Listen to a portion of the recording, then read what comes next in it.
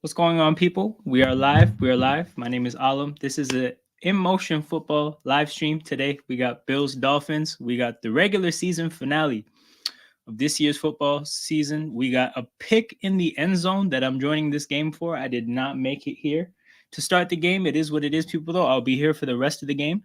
We got a huge matchup here. Technically, we have a game that will swing the fortunes of both these teams in the playoffs. If you win this game, you're looking at a whole lot of home games in the playoffs, provided that you win.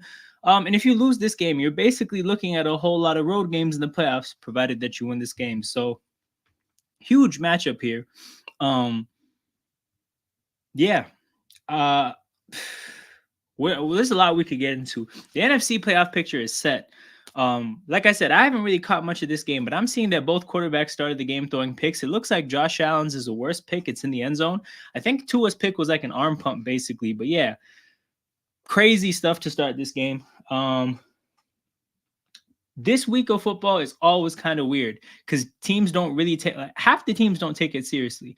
It's very meaningless for a bunch of teams, whether that's because you're resting for the playoffs, whether that's because you're honestly playing for a draft pick or to develop young talent. Yeah. So I don't know. A whole lot of games I really wasn't interested in. I know the Saints beat the shit out of the Falcons. That can happen. I think the Falcons finally got a game that really like showed them where they're at. This is, if you're a Falcons fan, you should be happy because this is the kind of game that rids your franchise of the terrible coaching that is Arthur Smith. Um, Success through bad process is a very damaging thing. Unfortunately for them, that's not something they're going to have to deal with. I'm pretty sure that that guy gets fired now. So at least they have that going on for them. But yeah, that was something I was kind of paying attention to. Obviously, Jags Titans. And I think for what it's worth, it's kind of interesting how this has happened in that division twice now. I don't know if you remember the Colts when they had Carson Wentz.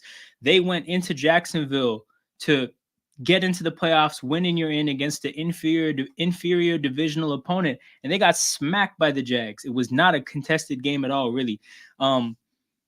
And yeah, that was like a whole like surprise to people, and it was a big deal, right? Now this year, it's a very similar situation. It is Colts.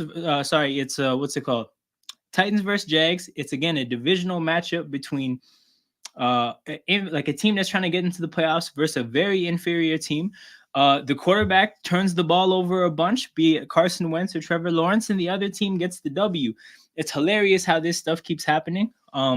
When I saw that Tannehill was going to play, I felt pretty encouraged that they were going to get it done because, like, it's a vet in a one-off game. If Will Levis was playing, yeah, the upside is higher than Tannehill, but there is a downside that I thought, in a one-off game, Tannehill playing for a contract is probably going to figure something out. And he did. Derrick Henry, I think what we saw at the end of the game shows that it's clearly his last day. Oh, shit. Achan, bro, you can't stumble. You can't stumble in that situation. But yeah, shout out to Ahmed, by the way. The Bridge 258 is his channel. If you're not familiar with what he does, big Chelsea fan, big Chelsea channel. So go check him out if you guys aren't familiar. But yeah, what was I saying? What's it called? Jags, yeah, they played themselves. It is what it is. You guys kind of suck. I said this on this channel. I had two hot takes about teams. I had two critical hot takes in the preseason. I feel pretty good about one of them, and this is the one. Like I said about my thing about Jacksonville is like I don't think this team actually did anything to go to a different level. I thought they were like a similar team than they were last year. What we saw this year though is that it was an inverse. Last year they started like shit and then they got hot. This year they started hot, they ended off like shit. It's the same thing though, right?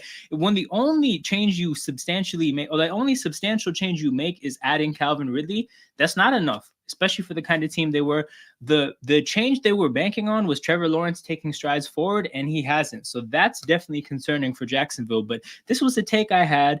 A Jags fan in the comments was pretty upset about it. And yeah, I think I feel pretty good about that one. Patting myself on the back. Not so happy about the Packers hot take I had, but it is what it is. Vikings, Lions, who cares? Jets, Patriots, who cares? That being said, though, the Jets finally did beat the Patriots. Kind of randomly. I did think the Patriots were going to win. But yeah, the Patriots secured the third overall pick, which is funny because What are they going to draft? What are they going to do now at the quarterback position? They're not going to get May or Caleb. I don't think they're the kind of franchise to trade up. So yeah, what is going to happen there? I don't know. Patriots, if you take a quarterback at 3, it's probably McDaniels. Oh, what a play by Miami. Wait, Miami had 1st and 9? How often do you see that? But yeah, Jets, Patriots. We'll see what the Patriots do in the draft. I don't know if they're a draft McDaniels at 3 kind of a franchise, but we're about to learn because we actually don't know what kind of franchise they're going to be. Belichick, who knows what happens with that guy. Buccaneers, Panthers. Holy shit, the situation in Carolina is bad. 8 scoreless quarters to finish up their season. A different level of struggle going on over there. And Tampa, surprisingly, 2 tight games against Carolina to finish the year. That's the nature of divisional games. Tyreek making a play. Yeah, that's the nature of divisional games. So I'm not surprised because I picked the Panthers to win some games down the stretch because of the divisional games that they were playing, but it didn't work out. The Panthers will give the Bears the 1st overall pick and a superior quarterback in the Bryce Young trade. They traded DJ Moore and Caleb Williams for Bryce Young. They are a mess. Bengals, Browns, who cares? Seahawks, Cardinals. I think Cardinals showing more than ever that they're going into next year with some momentum. I think they should feel encouraged about their coaching staff.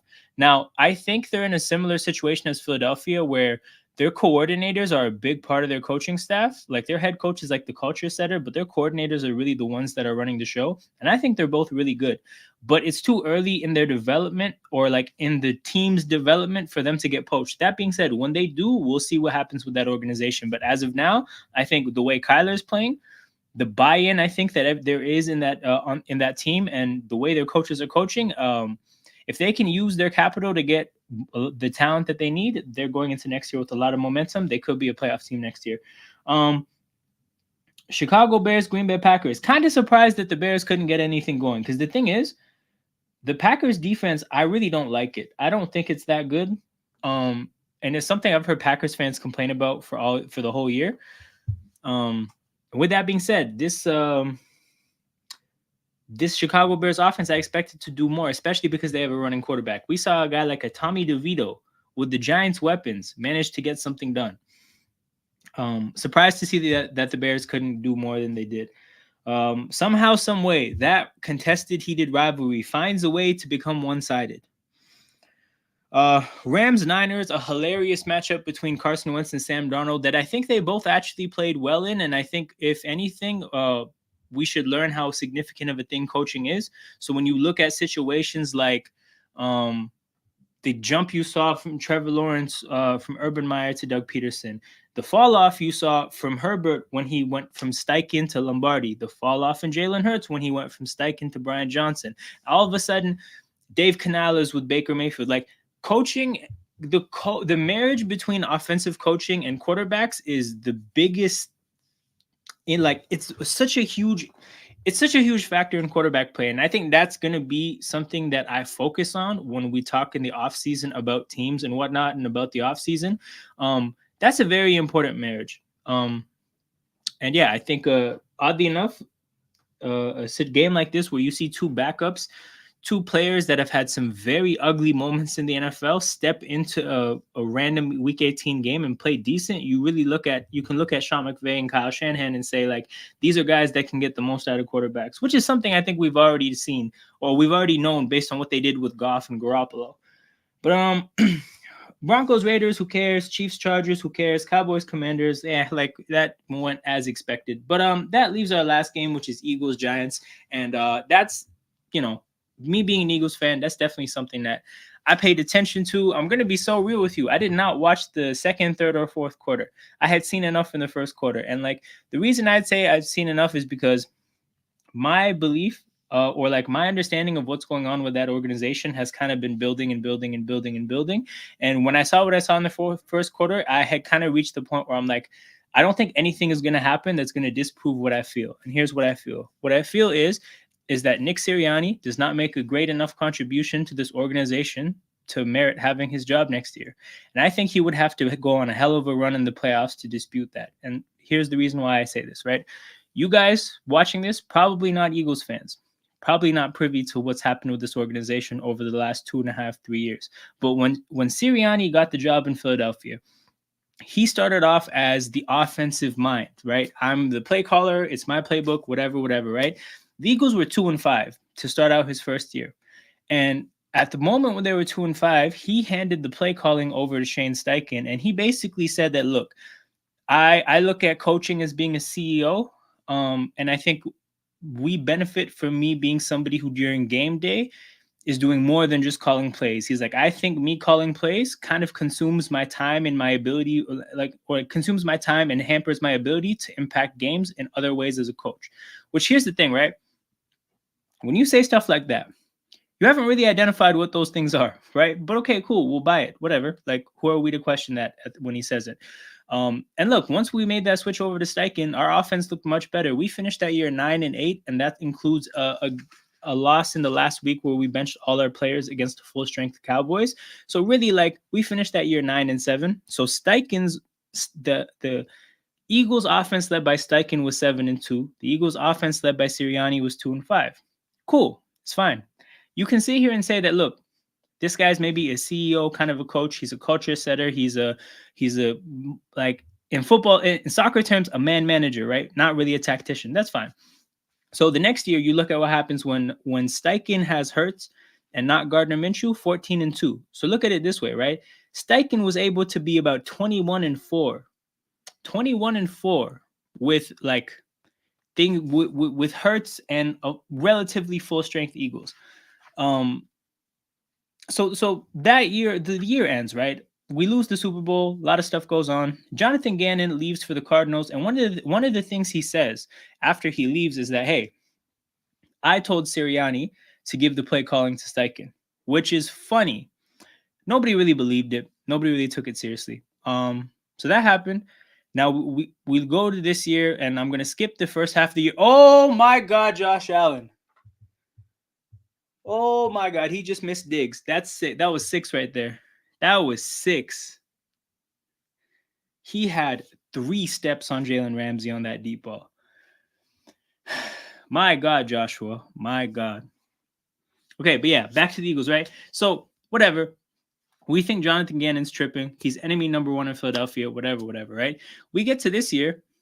Sirianni is running the same formula, right? Brian Johnson is the play caller. It's my offense, but he's the guy, again, in the line of fire. He's the one calling the shots on game day. And essentially, we see the offense stumble out the gate and then completely collapse. So my thing is like, if you're Sirianni, hell of a play by Shakir here, by the way. If you're Sirianni, right, it's one thing for you to say it's probably better for the team for me to not call plays. But that's one thing you can do. That's the thing you can do when things are going well. When things start to fall off and you see that this offense is going to shit, for you to not have the ability to tag in and at least on a short-term basis do the play calling.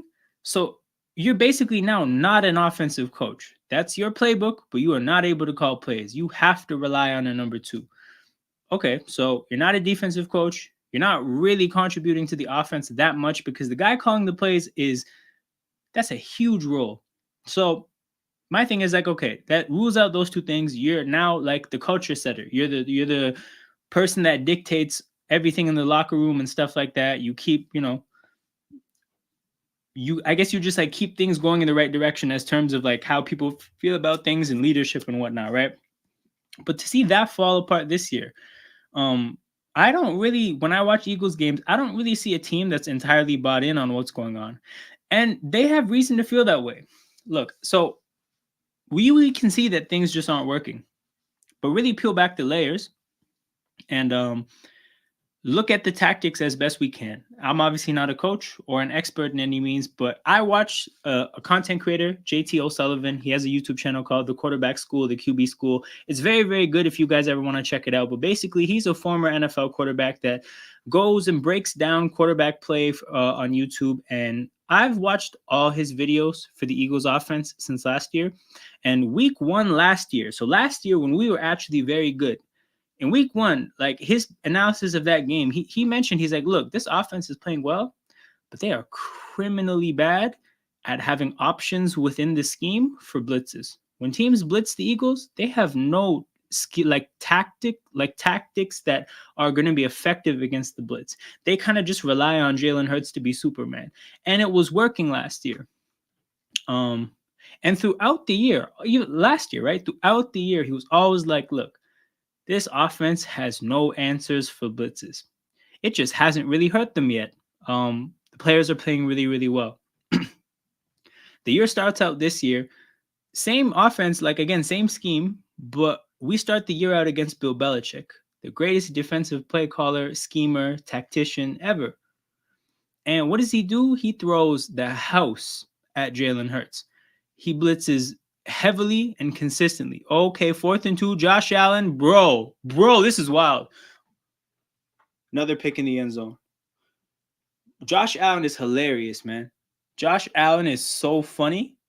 4th and 2, play falls apart, extend the play, just chuck it into the end zone. The hilarious part about that too, the interception is an amazing thing to happen because the field position just swung about 10 yards. Wait, when did this place from the 35? Yeah, 10 yards. Ooh, no. It's touchback, 15 yards. He just gained 15 yards with this interception. It's 4th and 2.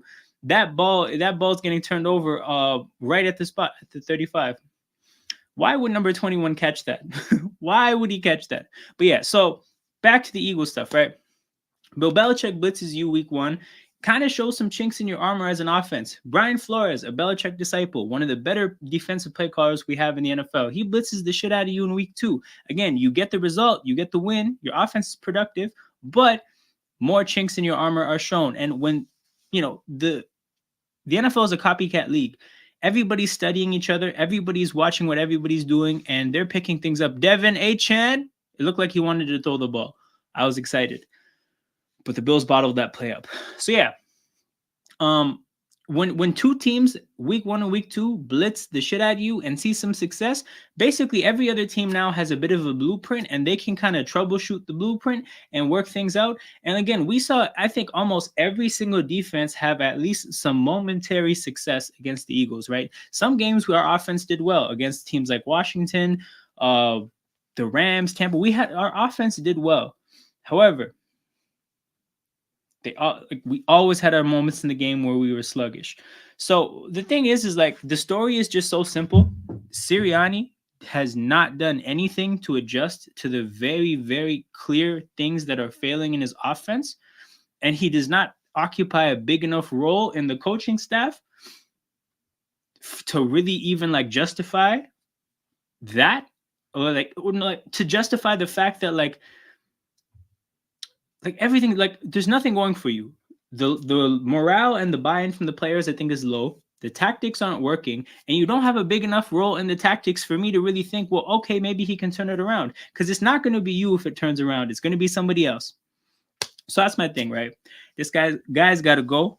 I am quietly, I kind of feel like the Bucs are going to beat us, and I would welcome a dramatic enough end to this year to get him out of here, because we can't waste time. We cannot waste time as the Eagles. And I'll tell you why, right? Because again, I follow this stuff very closely. Part of what Howie Roseman does as a GM, he's financially he's very good at like managing money. But part of the thing that he does that puts us in a good positions to win when we're good is that he consciously puts us in cycles. So the way contracts are structured is that there's going to be a bunch of contracts that all have low points and high points at the same time. So your low points in all these big contracts are going to be the time that you're supposed to be contending. Because basically you have a bunch of good players on low money, and the price to pay for that is going to be eventually some years where they're on big money.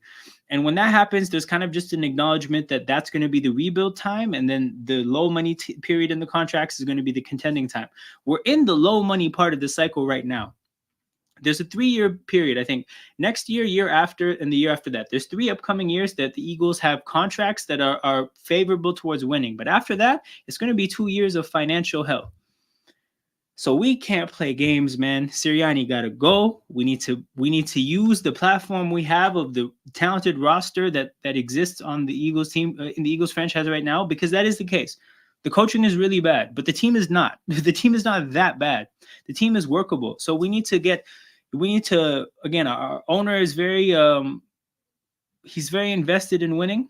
He's willing to spend the money on a coach. There's a good enough team for a good coach to be enticed by the opportunity. Sirianni got to go, and we need to bring the best candidate we can bring in. If that's Harbaugh, that's awesome. If that's Ben Johnson, a coach like Ben Johnson is gonna like love what we have. A coach like Ben Johnson was selective about leaving Detroit last year because he wanted the right opportunity. This is the kind of opportunity a guy like that I think would want. Bro, think about what he's been able to do with Jared Goff. Jared Goff has no mobility. We're not going to sit here and act like Jared Goff is like substantially better than Jalen Hurts. Whatever the criticisms are of Jalen Hurts, like we can't sit here and act like he's worse than Jared Goff, especially what we saw last year. You give Ben Johnson a player like Jalen Hurts who can use his mobility as well as making the throws that are there for him. You look at what Detroit has. They have some good players, but they don't have A.J. Brown and Devontae Smith. They don't well, to be honest, they kind of do have the offensive line that we have. Probably have a better line this year. I think we could do some special things with a coach like Ben Johnson. So that's what I'm cheering for. So that's the set of games this week. We can finish up what we're doing there. Achan, bro, that play was dead. This is a low scoring game. This is a very low scoring game. But yeah. What was I gonna say? Yeah, that was this week's games. We're gonna now look forward to the future. We're going to look at the playoff matchups, which what's up? Oh, Anonymous says big up my Steelies. Hey, playoffs for Pittsburgh. Who'd have thought? Who'd have thought? Mike Tomlin. Death, taxes, and winning seasons for Mike Tomlin. It's crazy. I think the Steelers matchup isn't set, right? Because they're going to either play Kansas City or Baltimore. I'd like to see them play Baltimore because obviously those matchups are good. Let's see here. Playoff machine.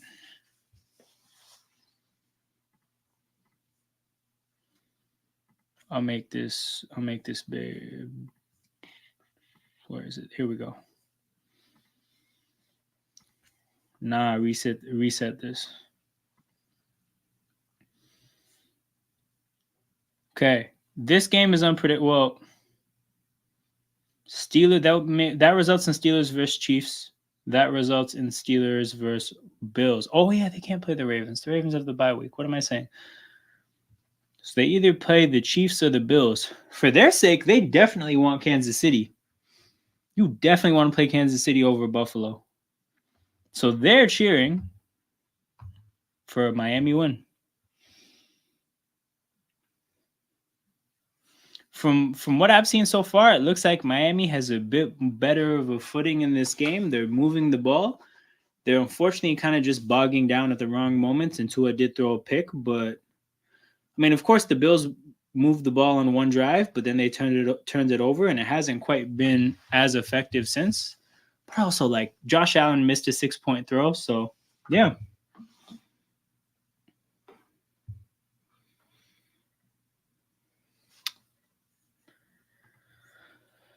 So let's say Miami wins because they kind of have.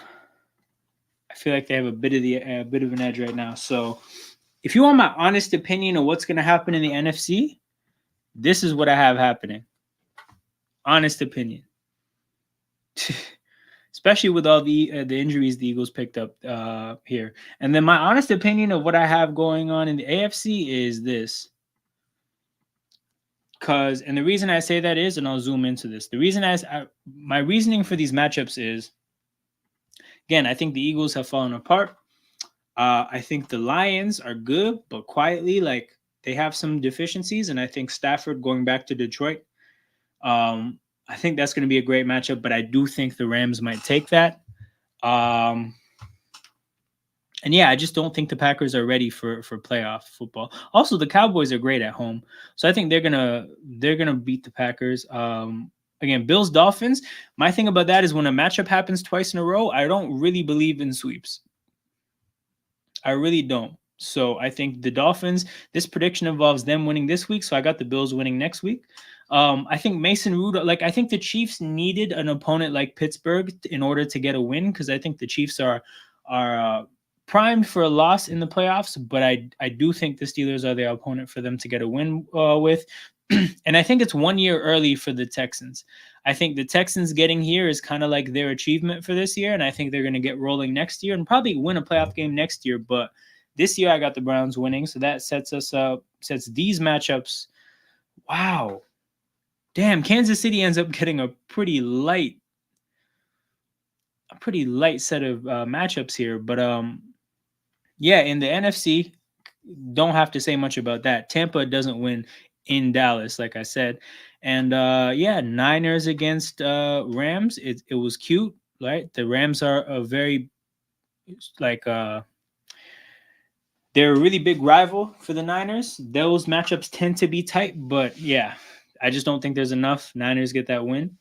Baltimore Buffalo. Quietly, I think this is like the two best teams in the AFC on form.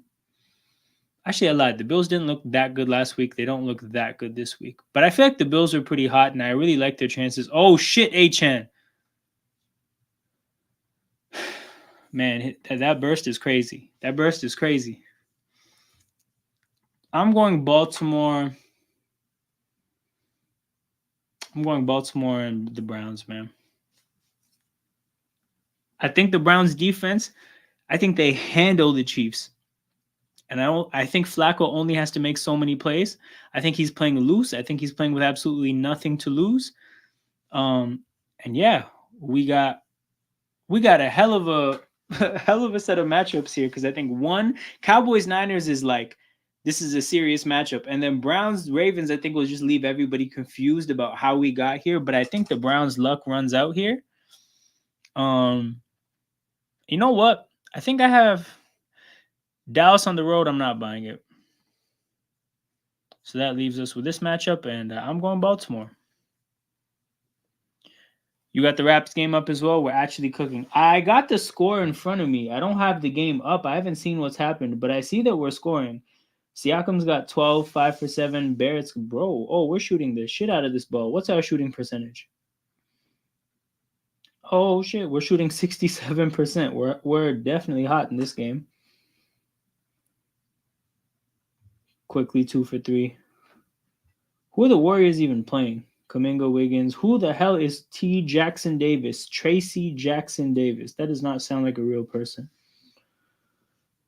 Splash Bros in the backcourt. Damn, okay. Oh, they have Corey Joseph and Wiggins. Quietly, they got a lot of Canadians. But yeah, that's what we're rolling with for that. Shout out to everybody that's tapped in live. Shout out to everybody who's going to catch this on the replay. Yeah, if you appreciate what we're doing here, make sure you hit that like button and subscribe to the channel. The content is free, but I accept payment in the form of engagement. Likes and subscriptions are two very important forms of engagement for the growth of a YouTube channel, and that's ultimately what we're trying to do here, people. Let me see what's going on.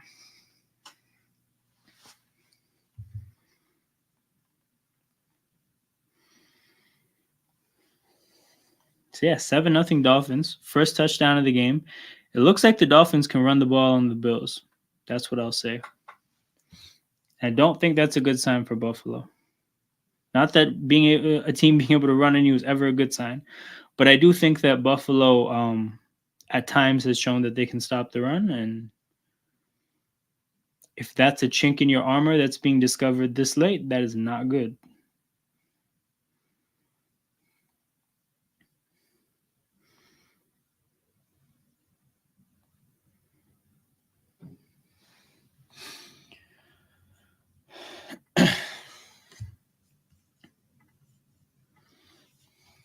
But yeah.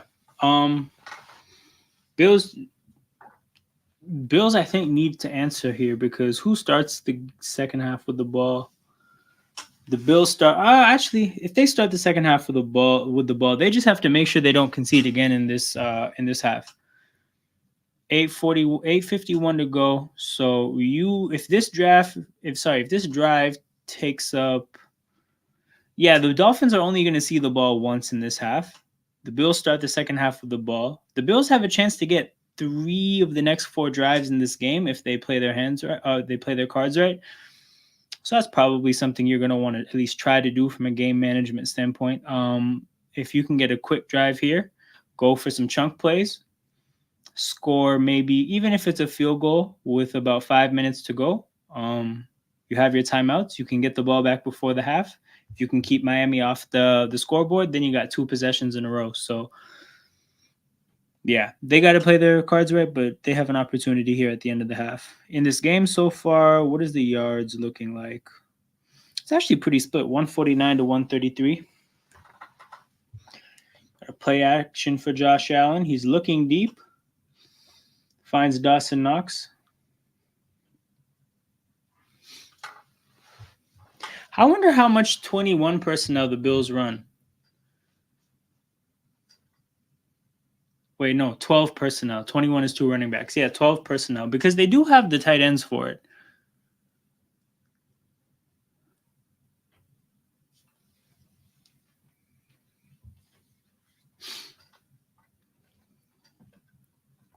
Josh Allen, 6 for 11, 109 and 2 picks. That's such a typical Josh Allen stat line. That's hilarious.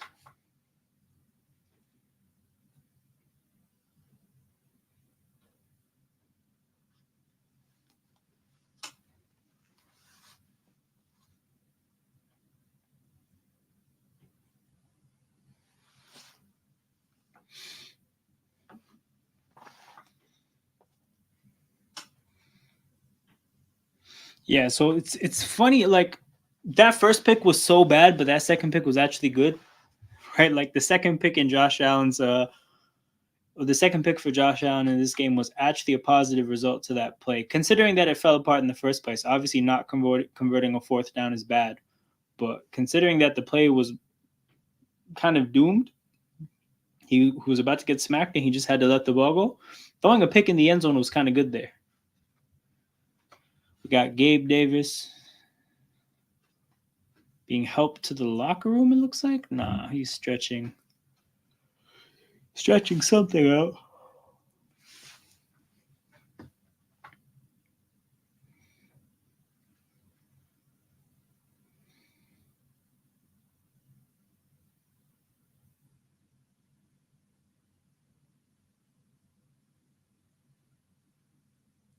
Josh Allen scrambles, doesn't get tackled, gets out of bounds. First down for the Bills. Maybe at halftime, we can look through a playoff scenario if the Bills win this game.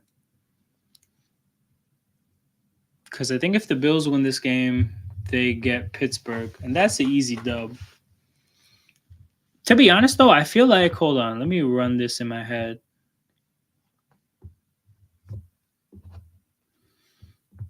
Ravens, Dolphins in the second round. Browns, Bills in the first round. Browns, Bills in Buffalo. If the weather's bad, that'd be interesting. If the weather's not that bad, I think the Bills get it done. But if the weather's bad, you never know. With that Browns defense,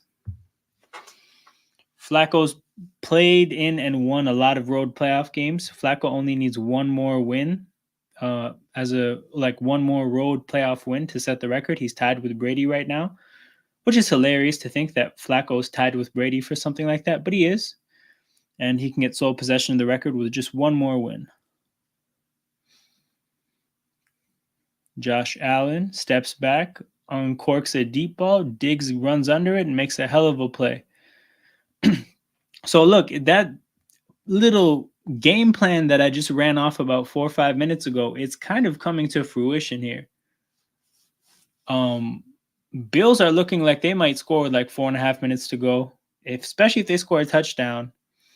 At that point, if they can just keep Miami out, like keep Miami from scoring, which means probably them not getting more than about 30 yards, you can get the ball back before halftime and then get 2 possessions in a row with the tie game. And then that swings the game quite a bit. James Cook stumbles in the backfield. Doesn't get all that much.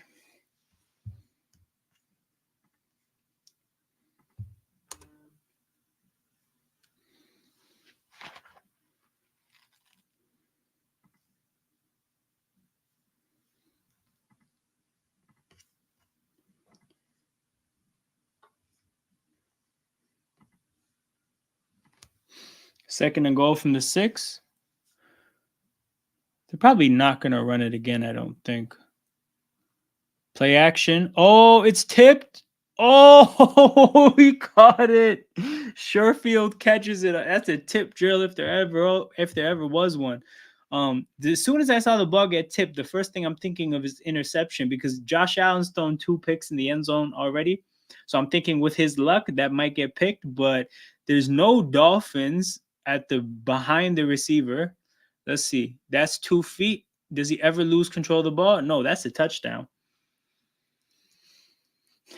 But it looks like Josh Allen's luck has evened out because that first pick was a result of a miscommunication with the receiver or just a lack of understanding of what he wanted the receiver to do.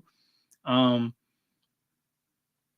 and then this interception this touchdown is a product of some good fortune. So, yeah, if you're Miami here, you do not want to give the Bills a possession at the end of this half and then the first one of the next half in a tie game. If you're Miami, the ideal drive here is obviously a touchdown while consuming all of the clock. Bro, he threw it right into Van Ginkel. Right into Van Ginkel.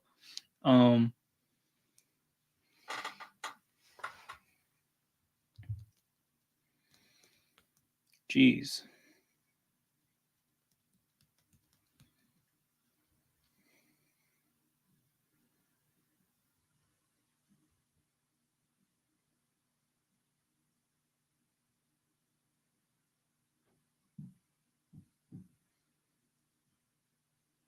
But yeah, people, shout out to everybody tapped in live. Shout out to everybody who's going to catch this on the replay. Both forms of viewership is very appreciated. And if you appreciate what we're doing here, make sure you hit that like button, subscribe to the channel. 2 very important forms of engagement for the growth of a YouTube channel. The content is free, but I accept payment in the form of engagement, people. So yeah, likes and subscriptions, very important. At halftime, we're going to go through the playoff picture, assuming that the Bills win this game because we already did the version for when the Dolphins win the game or if the Dolphins win the game. And then heads up to everybody who's watching this tomorrow, we're going to have a watch long for the college football final, Michigan against Washington. And I guess for that, like, because normally when we do streams during games, there's always like a separate talking point or a separate set of talking points aside from just what that is. So for that game, I think we're probably going to start looking forward to the offseason and draft stuff and just initially looking at the situation with the draft order and stuff like that. So we're going to have a college football based live stream tomorrow. I think it's going to be pretty awesome. We're going to be live throughout the whole game. So Michigan, Washington tomorrow, the college football final, a look ahead to the draft, with the draft order finalized, starting to look at, based on the big boards and the prospects, where teams might be leaning, probably in the top 18 picks, because those are the picks that are finalized. Also, something that makes this a good time to do something like that is that a lot of players have started deciding whether they want to enter the draft or not. So we have some official declarations for the draft already. So yeah, tomorrow's stream, people, during the national championship, we will be looking at the draft. And yeah, interesting. The top 3 is set, though. The top 3 is set. We got Bears, Commanders, and Patriots. Commanders are probably going to just take Drake May. That part of it's not that hard to predict. Because the thing with the Bears, right? I think the Bears are going to get a good enough offer from beyond Washington to where Washington will be in a situation where it's like, why would we trade up all this much just to appease the Bears when we can just sit here and take Drake May? So the bang for their buck in terms of their draft situation, I think will lead them to just taking Drake May. And then eventually, like, that ownership group can really start to put their imprint on the team because they're going to bring a new coach in. They're going to have a quarterback. The fact that they have Drake May is going to be a big selling point to whichever coach they're interested in, because you know they're going to put up a good offer financially. You know they're going to have a quarterback, right? So that puts them in a pretty good spot. And then I kind of look at it inversely with New England, because I don't think New England's going to hire an offensive coach. They might. I'm assuming Belichick is gone, by the way, people. But I'm assuming they're going to have a defensive coach, whether it's Gerard Mayo or Mike Vrabel. So what they do with the offensive coordinator spot will be big. They keep running this same play. Miami keeps running this same play where it's a on purpose turn to the wrong side to make it look like Tua and the running back aren't on the same page, and then a flip toss to the other side. That's so funny that works because you watch the play there. All the Bills defenders are going to Tua when he turns to the right, but they don't see that the running back went to the left and then he just turns like I can't tell. I don't remember if he turns to his right or turns to his left, but then he just tosses it to the left where all the Bills defenders aren't, and it turns it into a good run. That's amazing that it works. But oh yeah, tomorrow's also Penix versus McCarthy, which is realistically going to be a draft conversation because those are quarterbacks that I think are going to be in the same tier. I think your McDaniels. I think McDaniels is probably like locked in at number 3, but like Bo Nix, Penix, McCarthy is probably going to be a conversation, even though Penix looks a lot better than the other ones. Probably just because of his age and injury history. But yeah, that stuff will be fun to talk about. I'm excited for that one for sure. What is Achan's? What is he doing on the ground, numbers wise? Because it looks like he's gonna have an outrageous average. Yep, 8 carries for 55 yards. The guy is averaging 7 yards a carry. You know what's crazy? The whole Dolphins backfield is averaging 7 yards a carry. Achan 6.9, Wilson 7 yards exactly, Tua 7 yards exactly.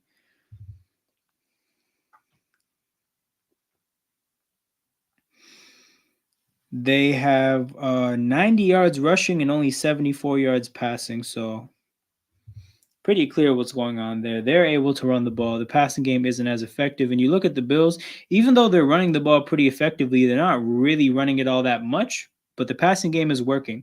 The 2 picks aside, he's 9 for 12, 158 and a touchdown. And of course, you add the 2 picks and it's 9 for 14. But 1 pick was good, considering that the play was a disaster on 4th and 2. He gained 15 yards in field position with 1 pick.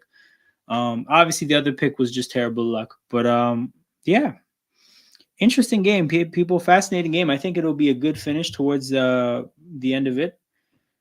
My Raptors are up 17. RJ Barrett, 17 points, 7 for 9 from the field. Yeah, I could not believe the Warriors were 2.5-point favorites, but it is what it is, people. What do I know? But this is a football stream. But for those of you who don't know, I do have a basketball channel as well, Toronto Hoop Talk. Make sure you guys check that out if you guys are basketball fans as well and enjoy what I do. They're showing some Bills fans here. There's a lot of Bills fans in Miami, man. I forget what it feels like for my football team to be good. Looks like we got an offsides or an encroachment from Buffalo, which is a free first down for Miami. Who's that that's banged up? 31? I don't know who that is.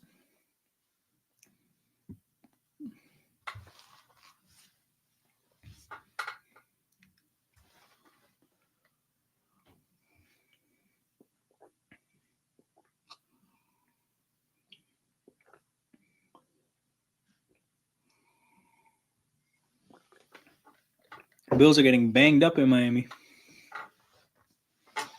Gabe Davis is questionable to return. Dotson was in the back. 31 is coming out the field. I think 31 is Benford. Not sure, though.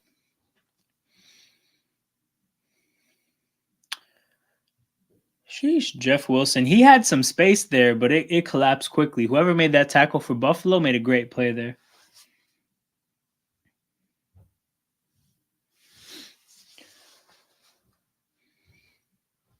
Who is that? Is that Milano? Yeah, it's Milano. That's a big loss for Buffalo. Honestly, Buffalo has done so well coping with all the injuries that they have. And this is just what happens when you have good coaching. I think McDermott's definitely revived a bit of my faith as a defensive coach, like specifically as a defensive coach. Because I was very critical in prior years of the fact that you're a defensive head coach and your defense kind of sucks, considering like the talent that they have and the investments that they've made. But yeah, I think they've done really well with coping with the injuries this year.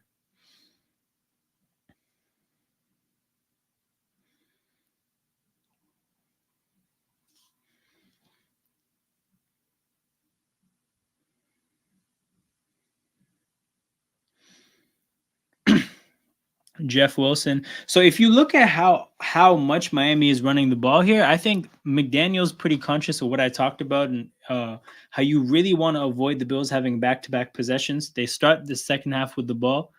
If this were to be a quick drive, like because you get a big play, or if this is a 3-and-out or something like that, you give Buffalo that opportunity. And yeah, that's definitely something that it looks like Miami is going to avoid, because they're running the ball well. They're running the ball consistently on this drive. And yeah, it looks like they're not going to give Buffalo an opportunity to have a meaningful drive at the end of this half. The clock's probably going to hit the 2-minute warning here. Buffalo has 3 timeouts. I'm assuming Miami is going to drop a short pass here, because it's a high percent chance that you catch the ball. So even if you don't convert the third down, the clock will run, or Buffalo will burn a timeout. And obviously the goal is to convert the first down. It's only 3 yards though, so a short pass should suffice. But yeah, Buffalo is going to be. If I'm Buffalo here, I'm probably trying to bring some pressure, throw off Tua's timing. I think that's generally the plan when you play against a team like Miami. You want to throw off the timing.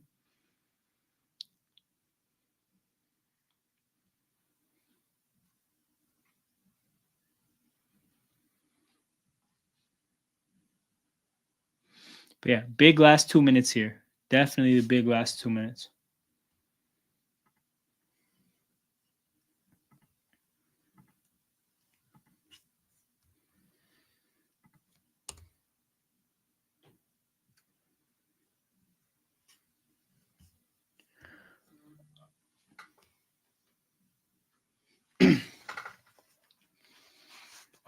What we got going on here?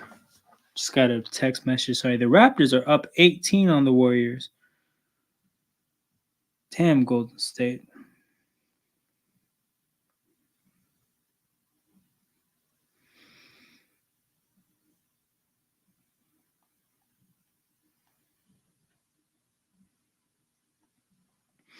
Oh, I guess something to talk about is where franchises are going to go that didn't make the playoffs, but like were close, because the teams that are going to be at the top of the draft, they're going to get their fair share of love when we talk about draft stuff. But like, if you're a team like a Seattle, a team like a New Orleans, a team like a Minnesota, a Chicago, Atlanta, you got some decisions to make. The AFC equivalents are Jacksonville for sure. I think Indy and Cincinnati have fairly straightforward off seasons, considering that they didn't have their quarterbacks and they only finished 1 game out of the playoffs. Raiders, I think, have some decisions to make at the quarterback position, but I think they should be set at the coaching spot. Broncos, of course, I think their future is a bit set. They have their coach. They know they don't have their quarterback. That's fairly straightforward. Jets, same. Titans are an interesting one. You have a quarterback, you have a coach that I don't know how stable. I don't even know how badly he wants to be there. I'm not that familiar with the situation, but it does seem like there's some weird shit going on there. And this GM did not. He did not have, like, he inherited Mike Vrabel. That's not his hire. So he might want his man now. He's got a quarterback, a young quarterback. Maybe he wants an offensive guru as his head coach. So we'll see.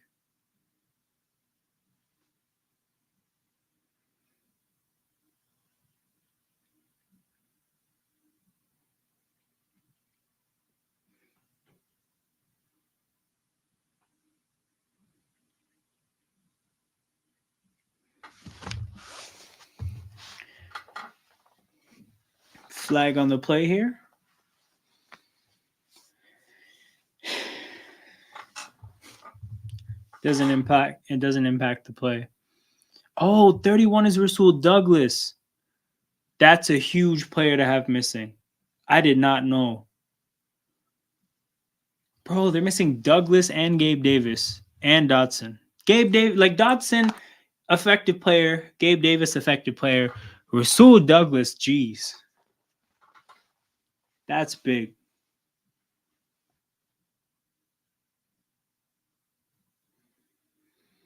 Hand off to Wilson.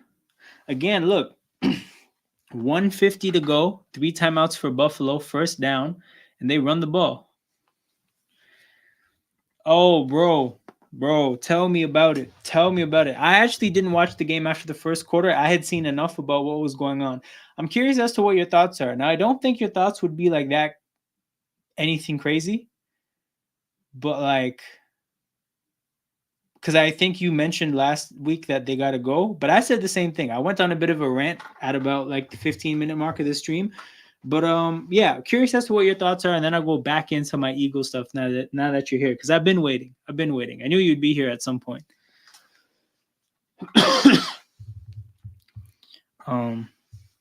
And I think after we get the negative shit out the way, I think there is some positive stuff to look forward to. We just need next week to go the right way. We need Sirianni to get put in the fattest blunt next week. Short pass to Tyreek. Buffalo. Oh, what is this flag after the play? What is this flag after the play? Buffalo probably has to call a timeout here. Unless this flag kills the clock.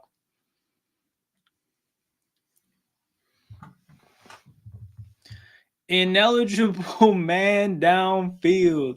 I feel like this has happened twice for Miami now. And any RPO-based offense will always have these struggles. The Eagles had this last year, but yeah, that's tough. That's, I think, a 10-yard penalty. Oh, there is no foul. They picked the flag up. Bro, that's big.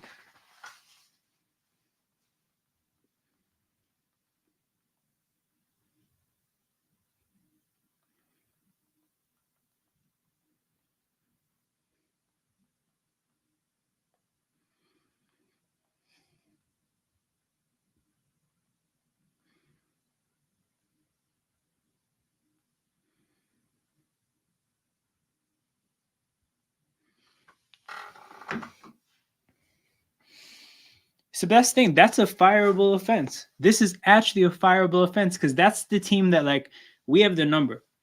We know how to beat that team. We've beat that team consistently for a while now. So that is like, it's as red of a red flag as there can be. It's a maroon flag.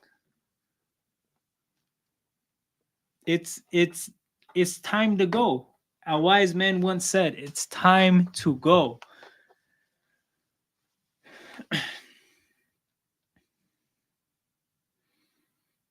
Hey, he had his foot down. That's big. All right, 3rd and 1. Buffalo had to take a timeout. They got to run this ball again. They don't. They go to the end zone. That is a touchdown for Tyreek Hill. 14-7 Miami. But they kill as much clock as they can. They kill as many timeouts as they can. But Buffalo will now have back-to-back drives. But they're down 7 now. So they do have to. They actually have to make use of the back-to-back drives. If you're Buffalo, you probably should be getting a field goal here, at least. Because you have a timeout at 140. That's enough. You have your back-to-back drives. So even if you take the field goal, you're down 4 at halftime. You start the second half with the ball. It's not the worst position to be in. But, yeah, if you're Buffalo here, you definitely don't want to get nothing. Because now your first drive of the second half, that's dedicated towards tying the game. And now basically Miami has the ball, tie game, 14-14 tie game rest of the way. And Miami has the chance to get, I guess, take the upper hand in the second half. But yeah, that's where it's at with Buffalo.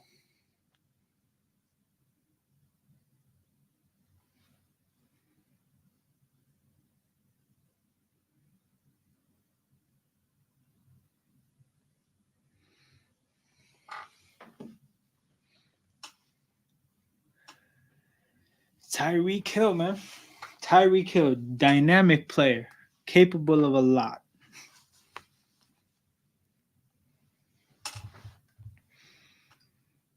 Damn, the Raptors are up 27 at halftime. RJ Barrett, 26 points. Damn, bro. The one time I can't do a Raptors watch along because I'm doing a Bills watch along. They go crazy. But yeah, whatever.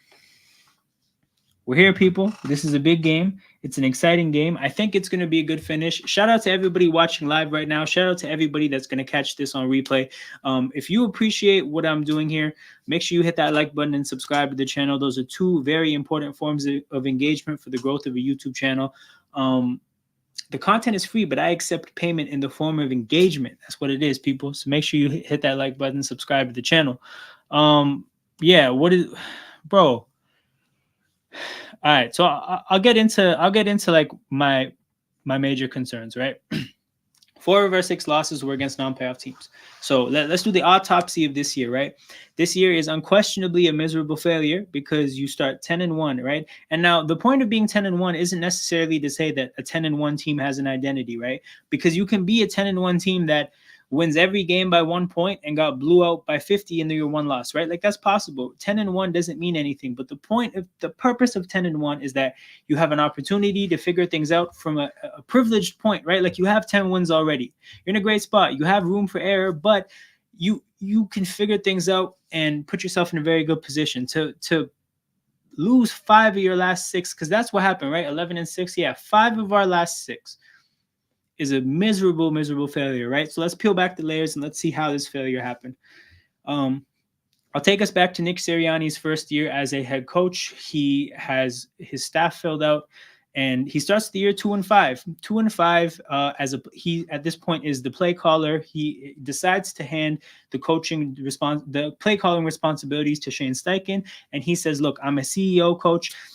During a game, I feel like play calling takes away from my ability to do other things. So Shane Steichen's going to call the plays." We go 7-2 from that point. So we were a 2-5 team when he was a play caller, 7-2 when Steichen was. The year after that, Steichen as a play caller, I believe, was 16-4. I think last year. Yeah, 16-4. Two of the losses with Gardner Minshew, right? So Steichen was 23-6 with two Gardner Minshew losses. So this year, Steichen's gone. Sirianni's still not going to call the plays, going to hand it to Brian Johnson, which is fine, right? But then it falls apart. It doesn't work with Brian Johnson. So the fact that you can't tag in, like it's one thing to say I shouldn't call plays because I can do more.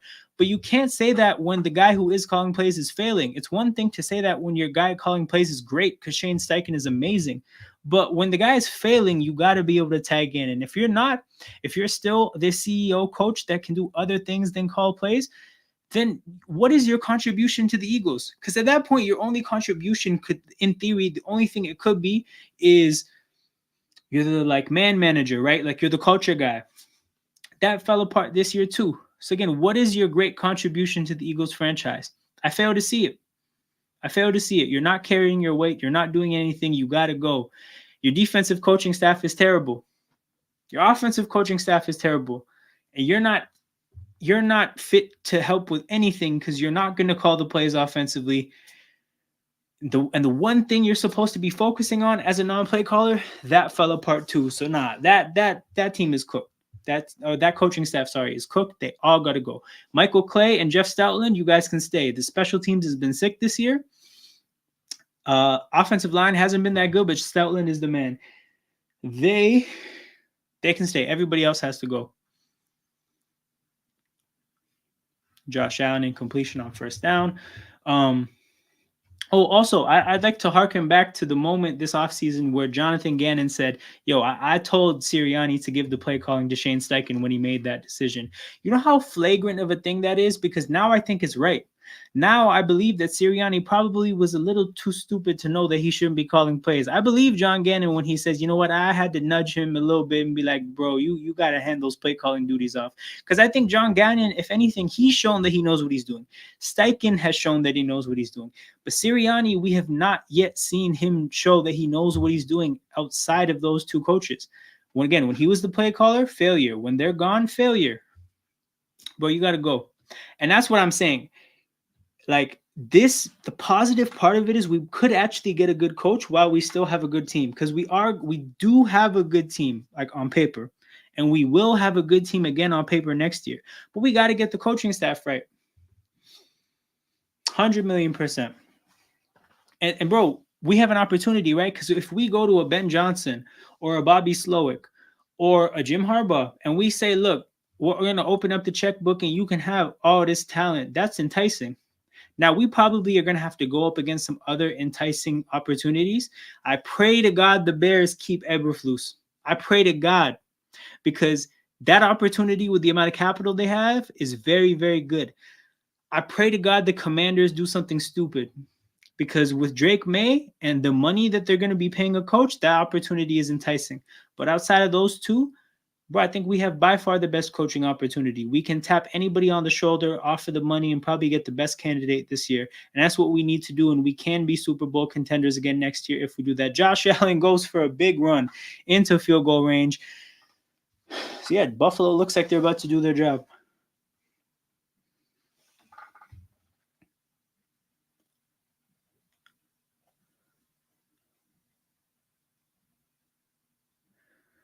Josh Allen to Diggs. Diggs. Oh, shit. Oh, shit. He could have gone out of bounds. He got a good 15 more yards. Bills are going to spike this and probably get 4 cracks at the end zone from this part of the field. Actually, they're just going to run a play. That makes sense. Oh, yeah, they wouldn't have 4 because that would be a waste of a down. They'd have 2 shots at it. I don't really know what the point is of throwing that throw there. You can just throw it out of bounds.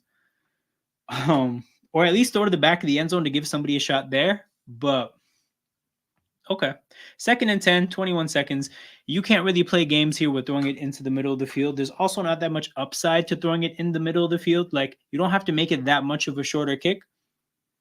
So just take your end zone shots and kick the field goal. But this drive has been a success for Buffalo. It looks like they're probably going to make it a 4-point game going into halftime with the ball to start the second half. Secondary needs a rebuild. The secondary definitely needs a rebuild, right? But like,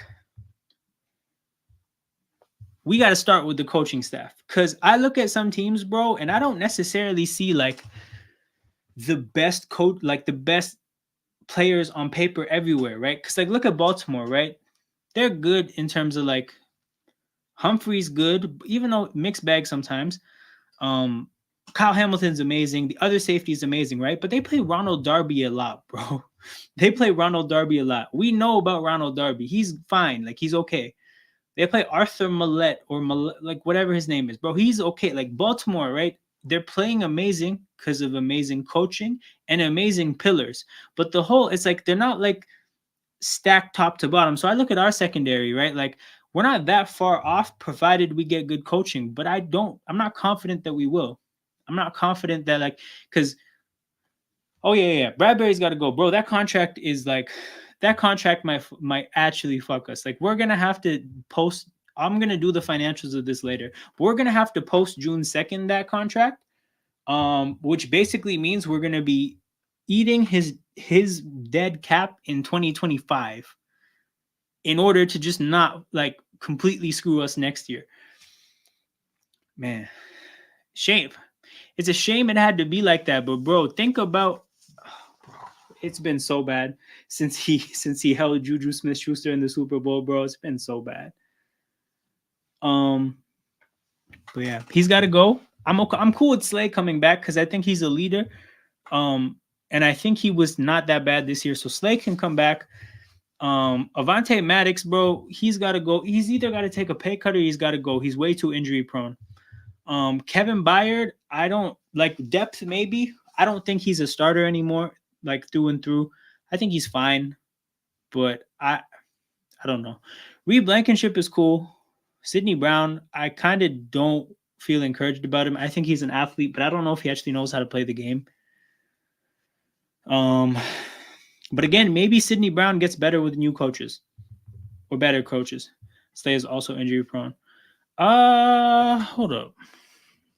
What's his injury history look like? Darius Slay stats. Bro, I'm trying to see games started, bro. I don't need any other stats. He's a DB. Bro, I think this year is the year he's. I mean, I guess maybe he's played through injuries, but he doesn't really miss games like that. He's missed 5 games this year. He missed no games last year. I think he missed 1 game the year before, but he plays through injuries, yeah. But like, at least I feel like he's reliable for the most part. That might change too. Like, if anything, he's going to get more and more injury prone.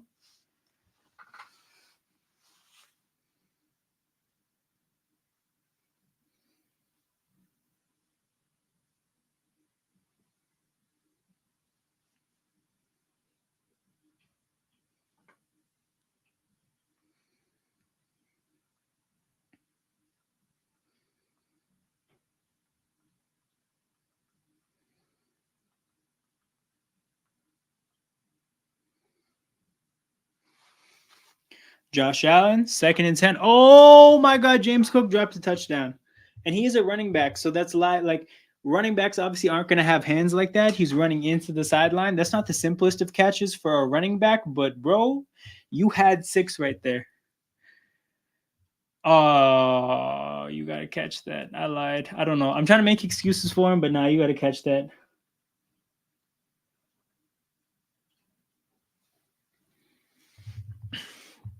Bro, I wish we didn't make the playoffs. What's the point? We're gonna get clapped. As bad as we are, we're just like we're either gonna make it to the second round and get packed, or we're gonna lose a terrible game against Tampa Bay. But here's the thing: either or. Like my thing is that this coach got to go.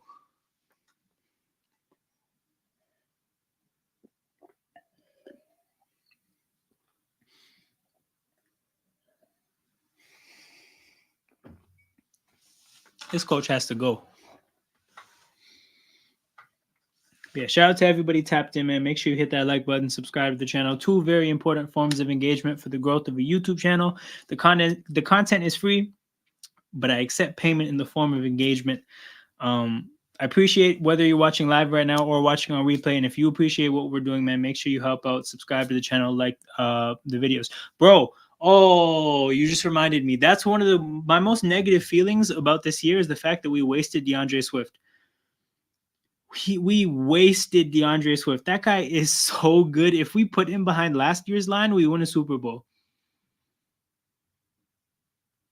If we had him in the Super Bowl, we mop up Kansas City in the second half. Miles Sanders is a criminal. DeAndre Swift is so good, man. And like, let him go to one of those like modern offenses. Let that happen. And you're gonna see something special next year, man. Let him go to who could, bro? Let him go to Baltimore. Let him go to Baltimore. Watch what happens.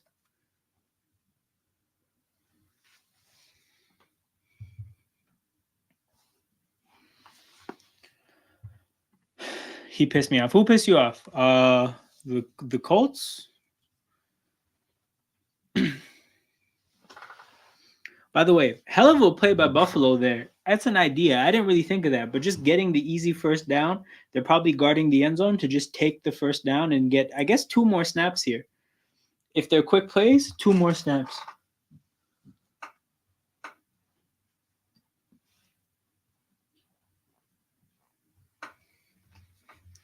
Oh yeah, bro. Remember we had these conversations that like it's amazing that you guys are getting results, but it is gonna fall apart at some point because Gardner Minshew is like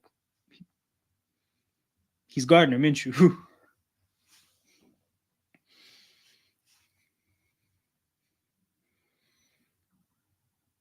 Josh Allen taking too much time. Oh, they took a chance and it failed.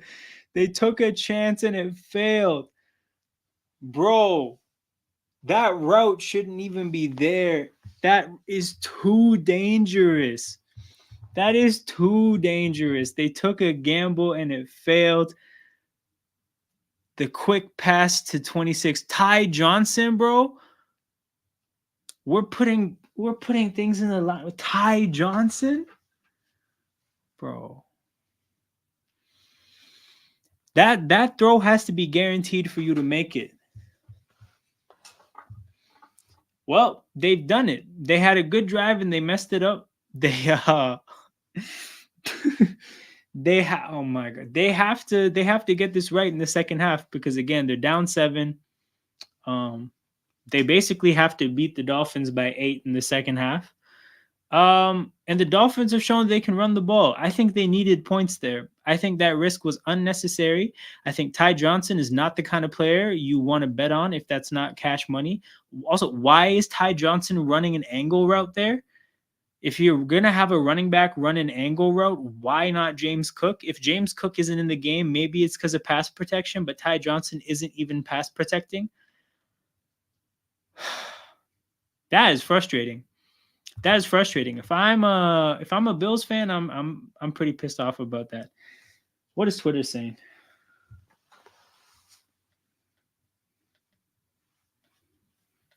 Game of inches for real.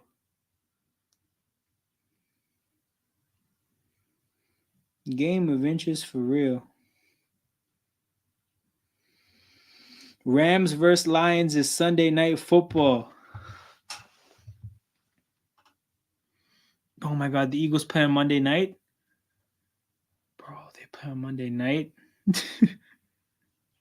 So even if they win, they get the short week and get packed. That's what happens.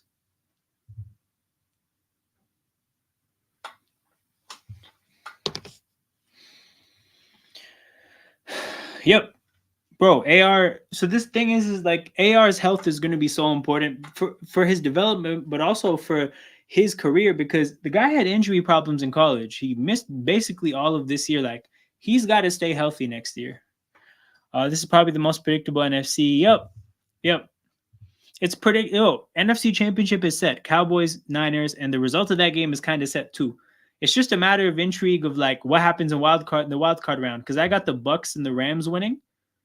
But like literally, that's the only like unpredictability is like, do the Eagles get packed in the second game, or do the Lions or Rams get packed in the second game? Like, Jags bottled it though. Yo, yeah, that Jags game was amazing. That Jags game was phenomenal.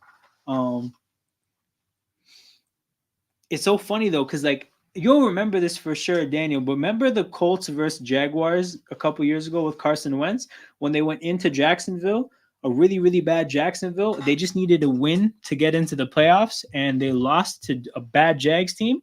Same shit happened here. It's like it was their turn. They go into Tennessee, bad Tennessee team, win for the playoffs, and just can't get it done. Just can't get it done. Something about the AFC South, but people, that's divisional football. The games can be unpredictable. The games can be contested even when they're not expected to be. And the Jags learned a tough lesson today, and they got some serious questions. They have some serious questions going forward that they have to deal with. But I'm gonna take a bit of a break here, people. I'll be back probably in about 5 minutes for the second half.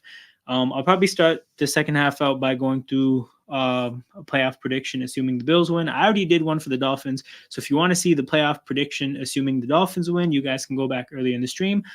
I will be back, people. You guys take it easy.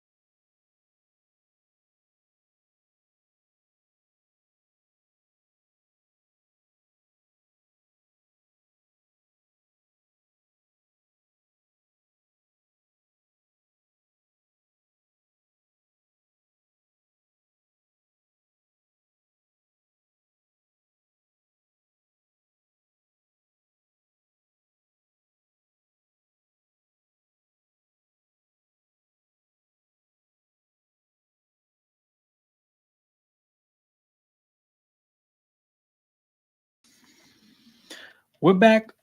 We're back. Opening kickoff of the second half is done. The football begins. Buffalo starts with the ball, and hopefully this time they don't make a critical mistake because they did on their last drive. Dump off to Stephon Diggs.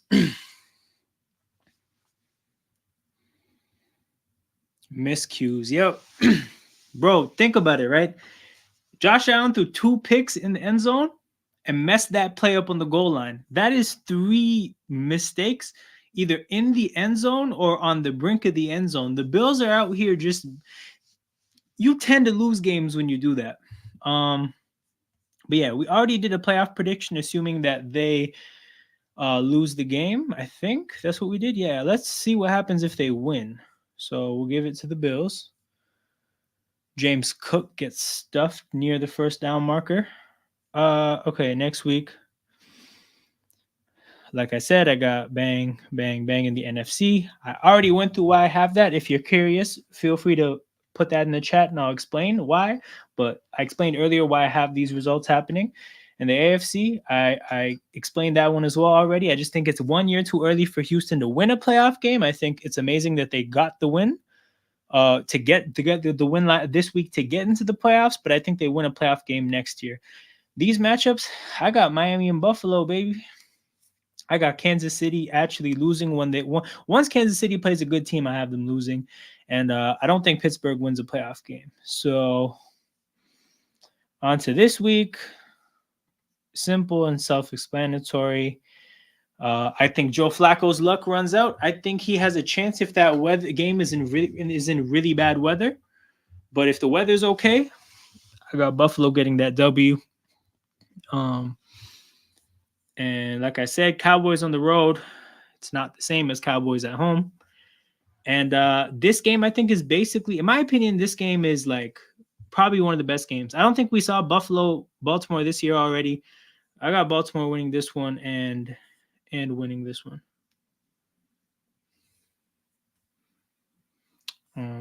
So yeah, it doesn't really change much. Like the outcome of this game, I still am kind of set on how I see things going. I think I got Baltimore beating San Fran in the Super Bowl.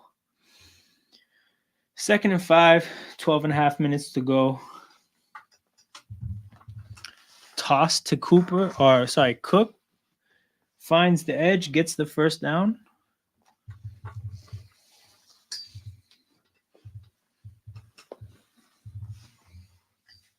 I think all the running backs in this game have been effective. Oh my God, Van Ginkel is down now. Bro, everybody in this game is getting hurt. Everybody for Miami's defense is getting hurt.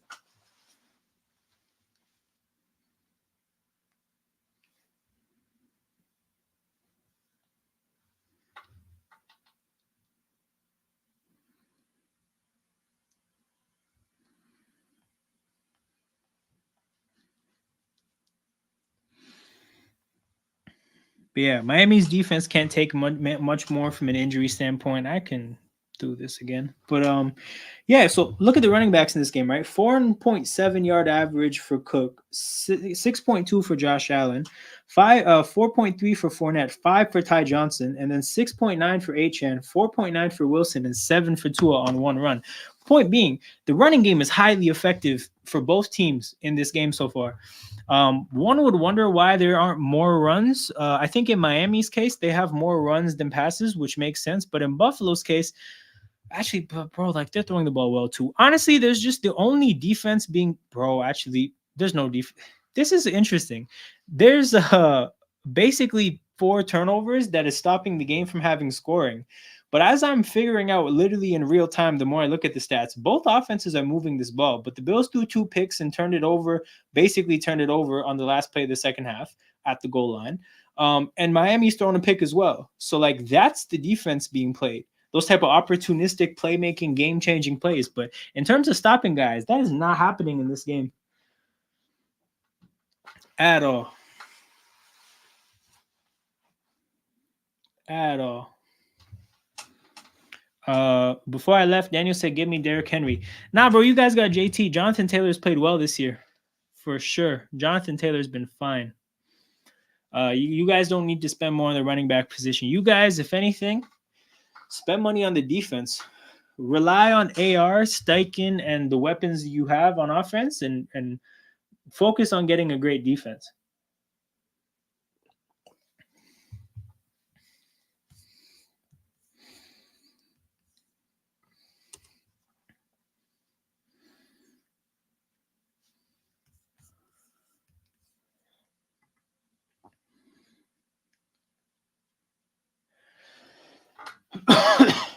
Paul Warfield, Larry Zonka, Thurman Thomas.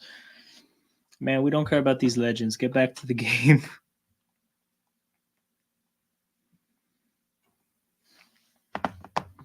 Damn, Van Ginkel very slowly walking off under his own power.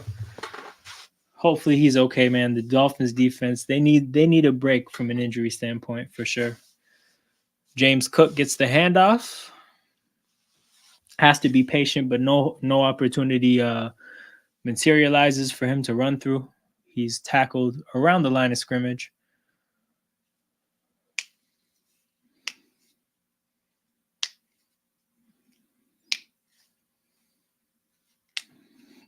They really lost Jalen Phillips and Bradley Chubb to ACL and Achilles injuries. That's crazy. Man, having two pass rushes like that and losing them both.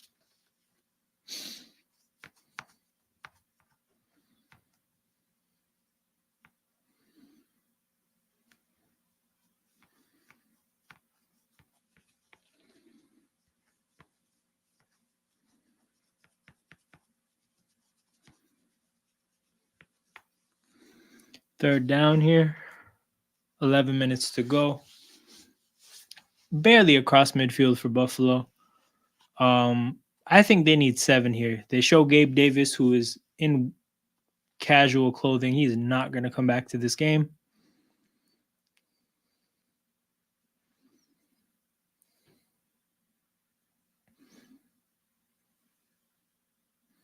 Josh Allen, lots of pressure, takes the sack. Huge play for Miami. You got it out to go for it on fourth down range. That is amazing for Miami. You force a punt, you got the ball up 7. Miami's in a very strong position.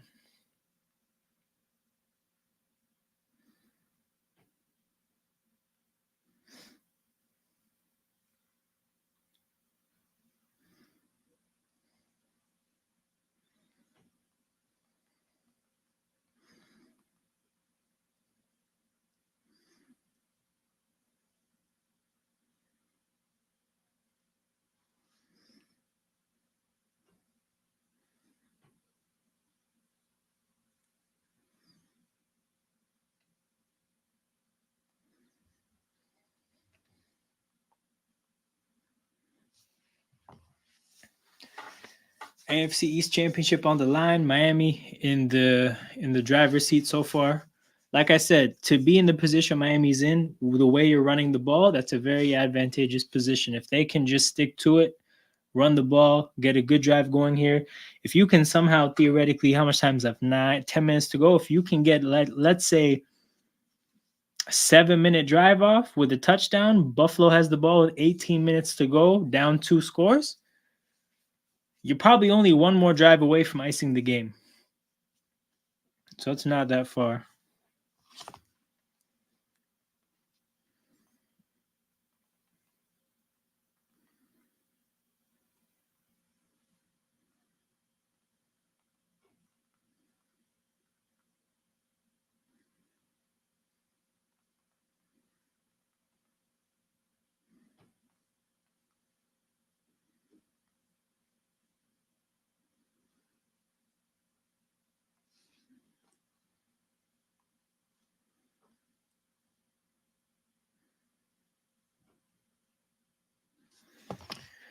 But yeah, we got a commercial break, people. Draft order. I guess we can look at that. The draft order, with the season finished up. Cardinals picking 4th. I think that's prime Marvin Harrison Jr. range. Or like that's the spot right now. I'll zoom in. We don't need the records. Prime Marvin Harrison Jr. spot. Let's get this bigger. Chargers at 5. I think that's an offensive tackle spot because I think they go for a right tackle. I'm not sure if they have one already, but if not, probably, I don't know. Probably offensive lineman. Giants at number 6. That win actually this week kind of messes them up because I don't think they get a top 3 quarterback in the draft anymore. I think they probably have to take a. This is to me like a JJ McCarthy kind of a spot here. They probably let him sit for 1 year, let Daniel Jones play next year, and roll with McCarthy the year after. Titans at 7. I think that's prime offensive. Oh, that's pencil that in. That's offensive tackle. Their left tackle spot has been a disaster this year. It's been one of the worst left tackle situations in a long time. They go offensive tackle. Atlanta Falcons screen to Achan. Easy 5 yards. Maybe quarterback. But like the quarterback you pick here, I don't know. Do they go Penix? Do they trade up for somebody else? Do they go Bo Nix like idiots? I don't know.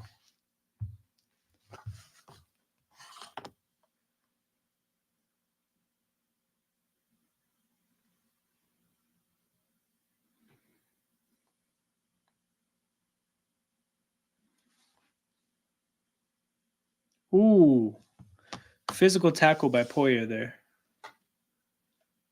Physical tackle.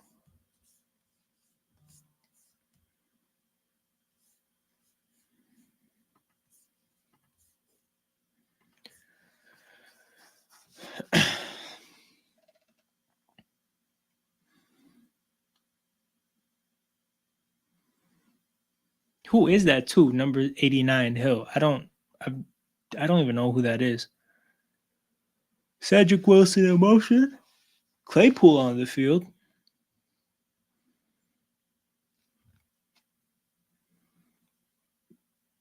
Ooh, Barrios went back. Giants stuck with Danny Dimes either way. But here's the thing. I don't think they take a good quarterback regardless because you don't take Penix. I mean, maybe. So I think the only good quarterback they can get is Penix. And I don't think Penix goes this high because of his age and his injury history. So I think they get stuck with a bad quarterback regardless. I would love to see them pick Bo Nix. I would love to see them pick Bo Nix. That would be so funny. We can run that playbook back with Danny Dimes. Damn, Braxton Berrios, man. You got to run the route about a half a yard further and they just stand pat. The play schemed up the look. You just have to execute it.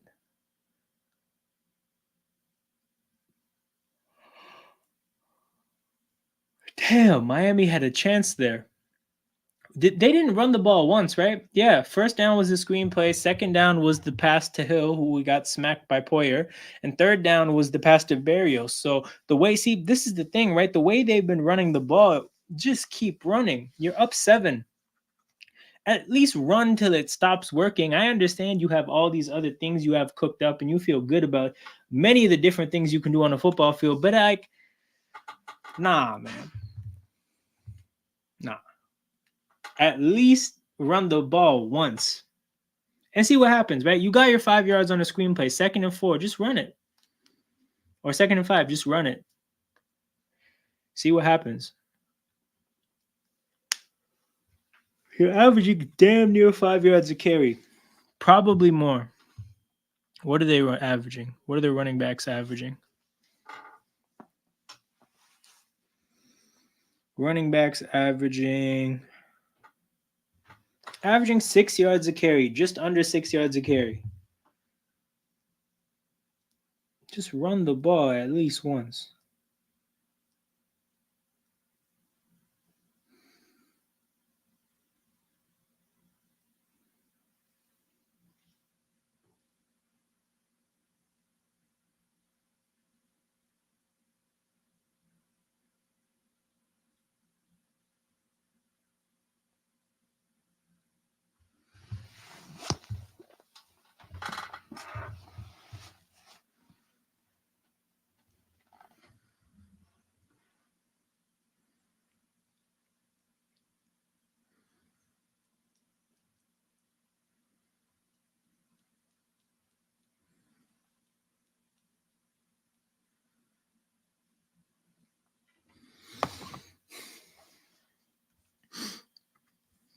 7:42 to go. If you're Buffalo, let me see how long their drives have been.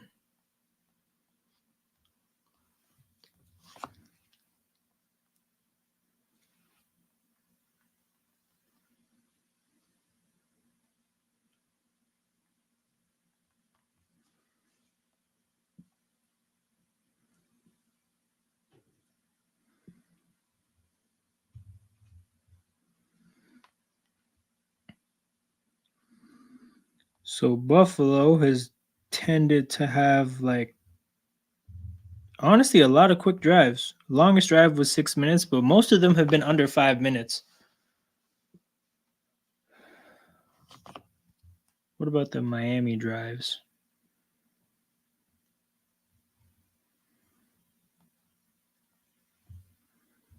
Dude, Miami's had very quick drives. All the drives have been 2 minutes except for one 6-minute drive. So the kind of game this is, it's looking like how many minutes are left? Around 22. It's looking like 3 drives each left. Can I get a shout out? Of course, you can get a shout out, Robert Kitzler. Very adorable dog in the picture. Are you a fan of a particular team? Are you just randomly here? Let us know. But anybody gets a shout out. This is an interactive live stream, people. That means you're not just an audience member, you're a part of the show. Your questions, comments, thoughts in the chat can dictate conversation. So, yeah, anybody can get a shout out. Shout out Robert Kitzler. Josh Allen gets about 11, 12 yards on first down. Trent Sherfield randomly having a big role in a huge game. Gabe Davis is out, so they needed somebody to step in. He's got a touchdown. That's a big play there to get a first down on this drive. But yeah, that's what happens when people get hurt. Somebody's got to step up. Play action fake for Josh Allen. Josh Allen to Shakir.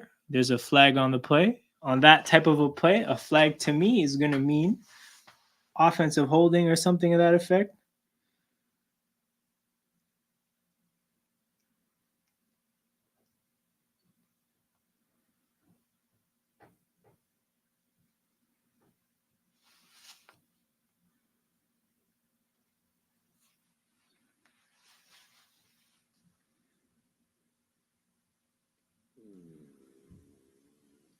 Damn. Holding on Dawson Knox. What did I tell you? Offensive holding. Drive killing plays, people. Drive killing plays.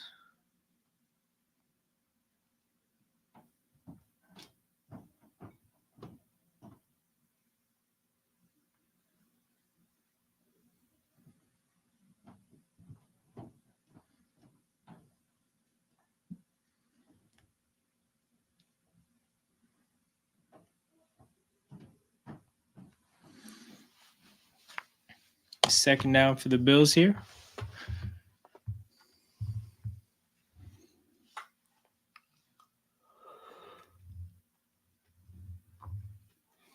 Containing Josh Allen, man, is not easy. It is not easy.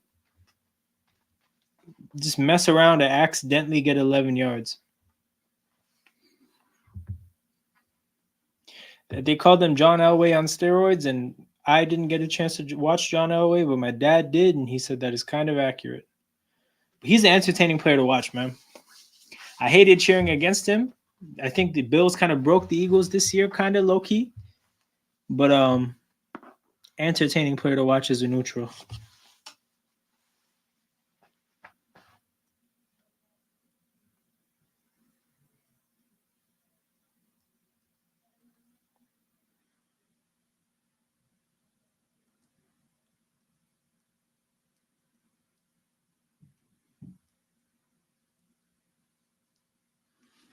Third and 3.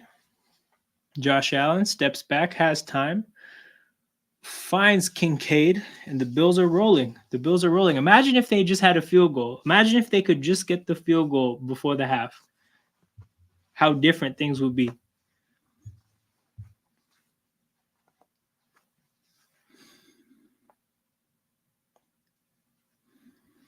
Bro, he had 2 routes to choose from there as well. If the safety comes up for Kincaid, Diggs is wide open over the top.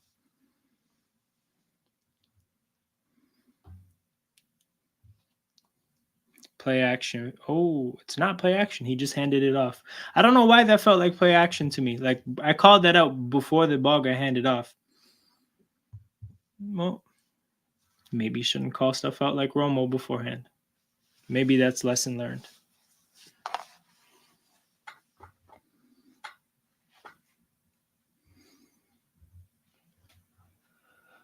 We're getting a random Kincaid history lesson.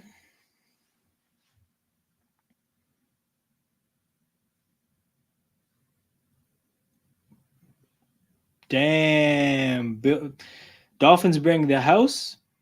But Josh Allen stays poised, finds Kincaid, gets around the first down marker. I see that I'm frozen, but I will be back shortly. This tends to fix itself whenever StreamYard does this. But 3rd and inches for the Bills. It looks like a sneak. It is a sneak. Josh Allen gets 1 yard. Yeah, the clock moves. Bills looking to tie the game before going into the 4th. Either way, however this turns out, it's shaping up to be a very good 4th quarter, people, and that's what we watch these games for. The regular season will be done in a roughly over a quarter, and we will have nothing but elimination football the rest of the way, which if you're a football fan, you'll be excited. If you're an Eagles fan, you'll be looking forward to the season being over. But as a football fan, I'm thrilled. Leonard Fournette takes the off tackle run essentially nowhere.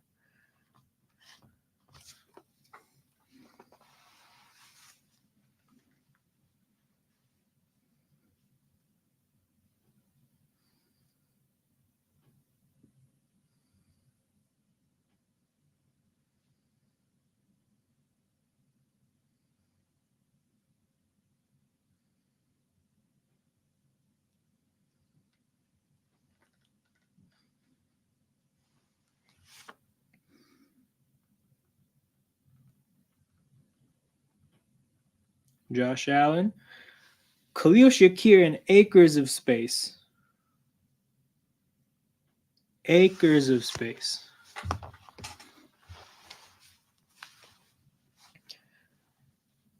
Well, we'll see if the Bills can find a way to make a mistake here, but they have been moving the ball. They seem to have a good thing going. But that's been a bunch of this game.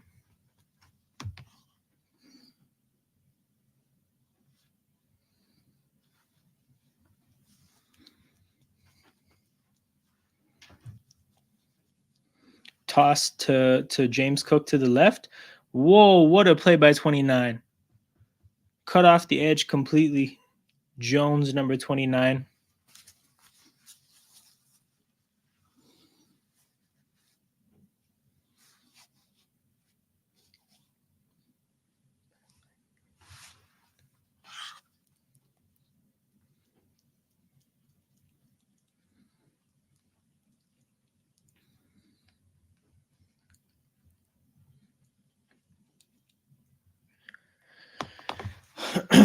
Seven-minute drive from the Bills. That's by far the longest drive of this game.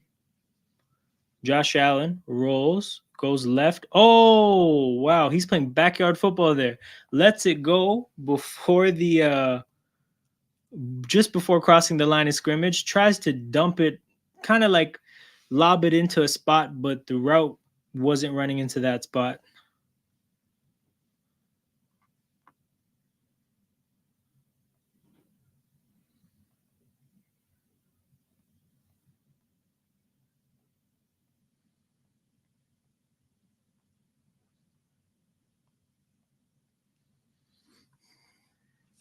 Third and 13.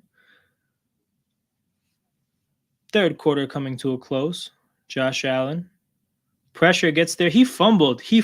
Oh my God, they did it again. They found a way to make a mistake. That is 4 times now that the Bills have made a mistake in scoring territory. 2 interceptions into the end zone, or like 2 picks in the end zone. Turning the ball over at the end of essentially wasting the end of the half on the goal line. And then now a fumble in the red zone. The Bills have had, even if they get 4 field goals, they have a 5-point lead right now. but the consistent just mistakes from Buffalo are going to cost them this game. Like, Miami, please run this ball. Please run this ball. The way you're running it, please just run this ball. The Bills are something else, man. They find interesting ways to lose games. Tua, which is this is going to likely be the last play of the half.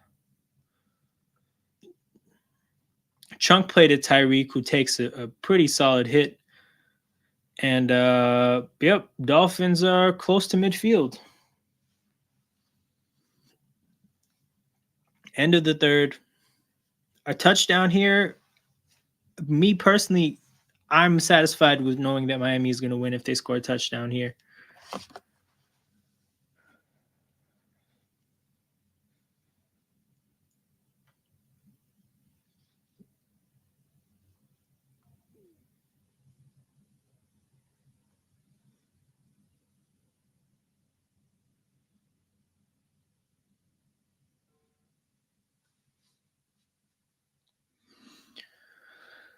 Well, we're going to the fourth quarter. Somehow, there's only 3 scores in this game. The amount of yards that have been accumulated in this game for there to be no scores is hilarious. Don't know how that works, but it's happened. I think I'm back, people. I think I'm back. There we go. Camera's back, people. But yeah, there's only 3 scores in a game with this much offense. Let's get a tally for the actual yards. Wrong game. Bills Dolphins total offense 360 yards for the Bills, 240 for the Dolphins. 600 yards of offense and 3 scores. Basically 5 turnovers and 3 scores. This has been a hectic game. And okay, what I'll say is that I feel pretty good about the fact that the Bills will win next week, considering how they're playing, provided that they just don't make stupid mistakes. And I just don't feel like they'll make stupid mistakes for 2 weeks in a row, but you can sure bet that they're going to do it at least once. And this is ultimately what's going to cost Buffalo a Super Bowl, is the fact that they're this kind of a team. But they're good, but they will make these kind of mistakes and they will mess their opportunities up. And they have done that today. So that's my takeaway. Crazy stuff, people. Crazy stuff.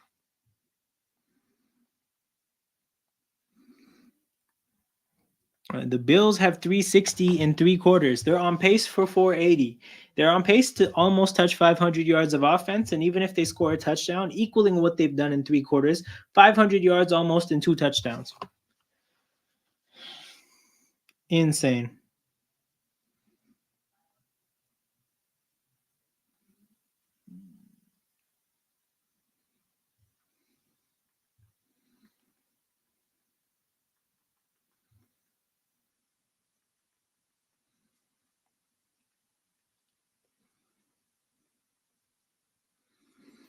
Well, we're back. It looks like a false start to start Miami's drive.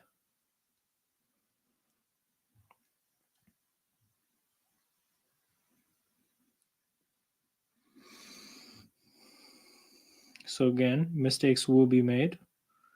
So that kind of a game. Miami, for them, like the mistakes Buffalo makes are like turnovers and stuff like that. The mistakes that Miami makes are like pre-snap penalties or stuff like false starts. They took a bunch of false starts in Philadelphia. Illegal man downfield, those kind of mistakes. Tua, play action. Passes it to Tyreek, who scoops it off the ground. It's a bad pass, but a hell of a playmaker makes up for it.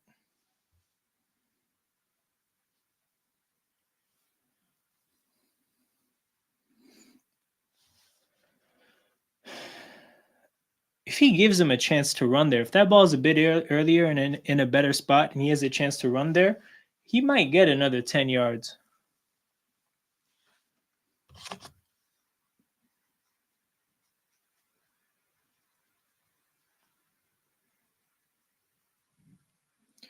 Buffalo's challenging this call. We're finally entering the best season for sports, like the best time of the year for sports. But yeah, with basketball ramping up and football getting into the playoffs, this is my favorite time of the year, sports wise. And where it ends quickly, and it will become then a bad part of the year after that, or the bad part of the year for sports. Like, um, honestly, when the NBA playoffs gets to the conference finals and there's only one game a night, I don't think that part is necessarily that great because it's not usually two good conference finals. The draft is usually over. Yeah, I would say May, June, July, August are rough times from a sports standpoint. Bro, RJ Barrett has 37. Is 37 on the Warriors? Jeez.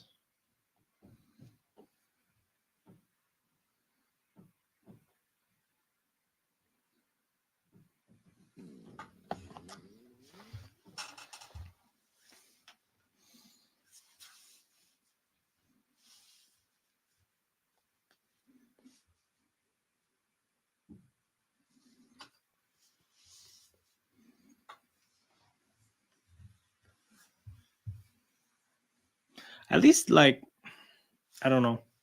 This challenge, I don't know. I didn't see a lot of good replays.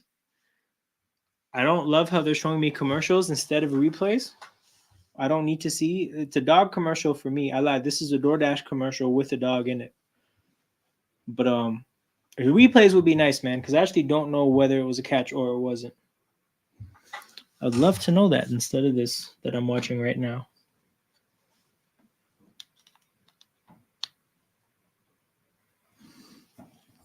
Exactly. The conference finals are only good when it's really good teams. Like so NBA first round NBA playoffs is fun because of how much basketball there is. Second round is fun because usually you get like a couple very good second round matchups. You usually get second round matchups that are like conference championship matchups. So that's nice. The conference finals themselves is normally one good matchup, one pretty shit matchup. And like the timings sometimes are bad. Like if the game's at 9:30 or something, like I'm probably not gonna watch it every single time.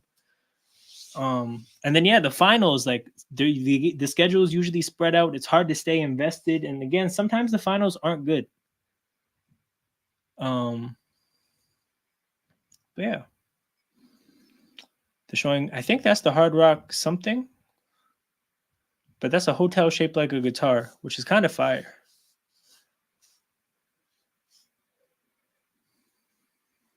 Second and 5 for the Dolphins, fins up.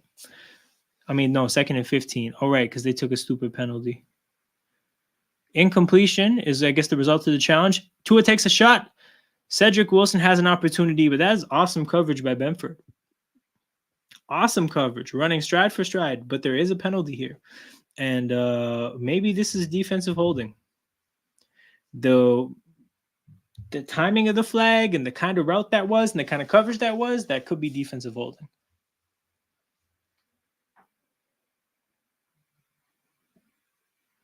What? It's on Miami?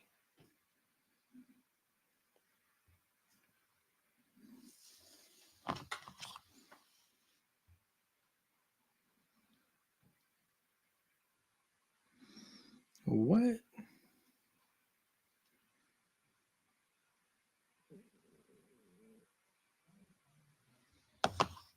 Why does Miami always do this, man? It's the penalties for them. See, their mistakes are penalties. Buffalo's mistakes are turnovers. Alec Ingold. They're saying that's what? That's unnecessary roughness? What's the call there?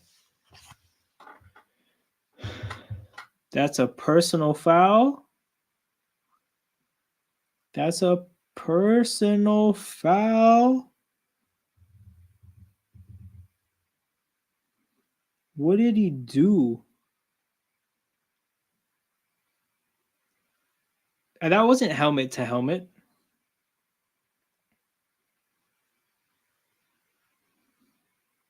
Steph Curry's 0 for 9 from 3 today. Crazy. Anyways, second and 30 for Miami. This drive should be dead, man. Buffalo, you got to get off the field. They start with a handoff to Wilson, who gets a good 7 yards. Third and 23. Again, Buffalo, you got to get off the field here. There's multiple Fugazi playoff performances in the first and second rounds. 100%. 100%. That's definitely the case.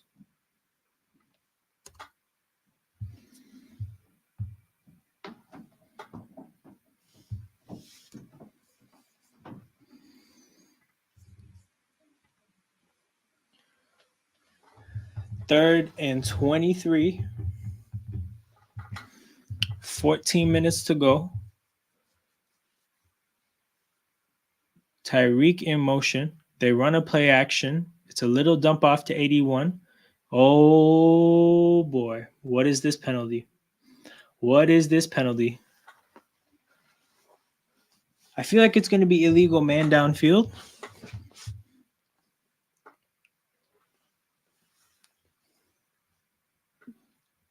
I feel like it's illegal man downfield. Watch its defensive holding. Watch its automatic 5 yards and a first down, or 5 yards and automatic first down. Nope, in an ineligible man downfield. Like I said, because again, Miami RPOs, it's cash money. Oh, RJ Barrett having, what is his career high? Let me see.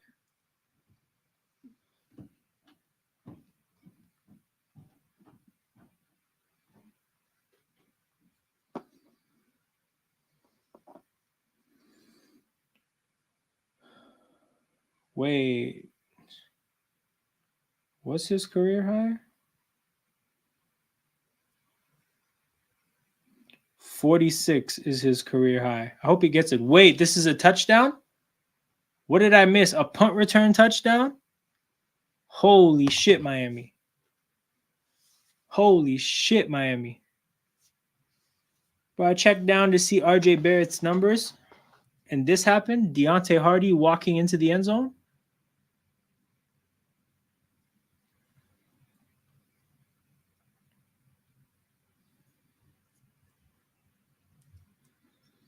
Bro, he caught the ball at the 4-yard line. At the 4-yard line. What a play. And that wasn't easy, too.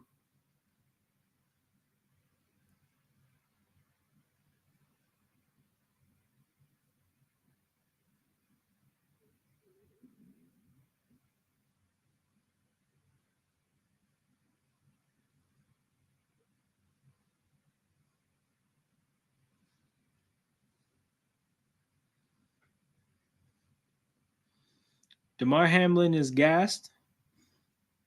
Bro, those are a 96-yard touchdown in this moment. With the way the offenses have been stuttering, for a special teams player to make that kind of a play, it's serious stuff from Hardy.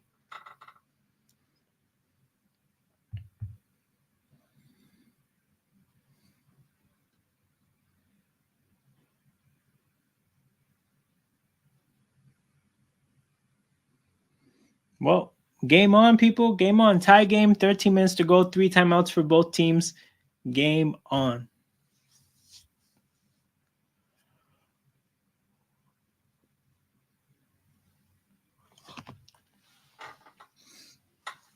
Miami, man. Penalties. That's a bad mistake, but man, the penalties that's in your control. Illegal man downfield. That's about the way you run your offense and the execution. Pre-snap penalties. It's not good enough.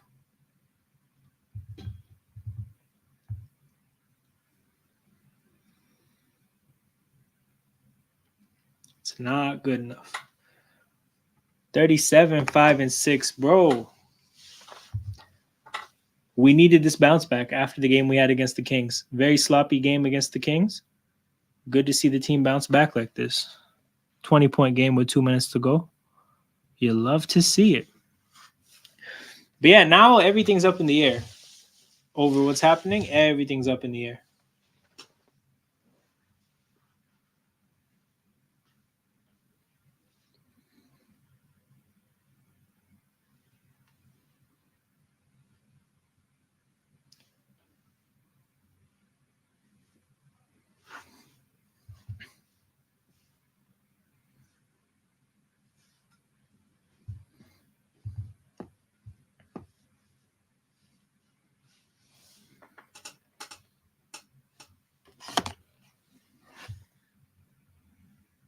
Wait, did they miss the extra point? Or have they not kicked the extra point yet? Where do I think Henry is going? Philly. Nah. I don't know. Maybe Philly, to be honest. Like, because I don't know how big his contract is going to be on a second team. But like, okay, let's go through the teams. Is New England a Derrick Henry kind of a team? I don't think so. But maybe you can't rule it out. New coach, who knows? Miami, no. Buffalo, no. Jets, no. Right? So maybe New England. Are the Steelers going to get Derrick Henry? Maybe. Because like I think they could upgrade Najee, but like I don't know. Maybe. Um Ravens, no. Bengals, no. Browns, no. So it's maybe Pittsburgh, maybe New England, and then the next division, Titans is apparently no. Colts, no chance. Uh, he doesn't fit the Texans scheme because Damian Pierce doesn't fit their scheme. Uh, who am I missing? Jacksonville, no. Kansas City, no, because they have Pacheco. Raiders, no, but Jacobs is probably gone. So maybe the Raiders. Chargers, nah. The way they've been cheap with Eckler, I don't think they pay Henry. So what? Raiders, Steelers, Patriots, maybe, and then Eagles, maybe, because like they had interest, and they're probably like if he doesn't cost much, I could see the Eagles going for him. But also, if they get a coach that decides like, uh, maybe that's the kind of player that they want, maybe. Cowboys, bro, Cowboys, maybe. Cowboys, I actually feel like that's a Cowboys move to get Derrick Henry. Commanders, I can't see it with a rookie quarterback. Paying a running back like that doesn't make sense. Giants, I can't see it. They would pay Saquon if they pay a running back. Packers, no. Bears, no. Vikings, maybe. Bro, there's gray area about this, but I think they're gonna lose to the Bucks, and I think that's what's gonna push it over the edge. That's my take on things. I think, bro, if we lose to the wild card, it has to happen. I think we'll get too embarrassed. We'll get way too embarrassed. And bro, like at the end of the day, Doug Peterson got fired for less. But also think about it, right? It may become a process. Because the way Doug Peterson got fired, it was like, hey, the results aren't good enough. So we're going to step in and we're going to kind of dictate to you what your coaching staff should look like. And then that's really when the divorce happened, right?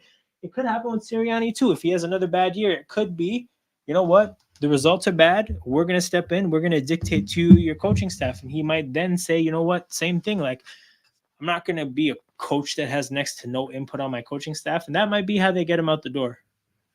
But we'll see. Holy shit, that guy's hand is bleeding. That looks like a mess. Well, first down for Miami. Let's see what they can do.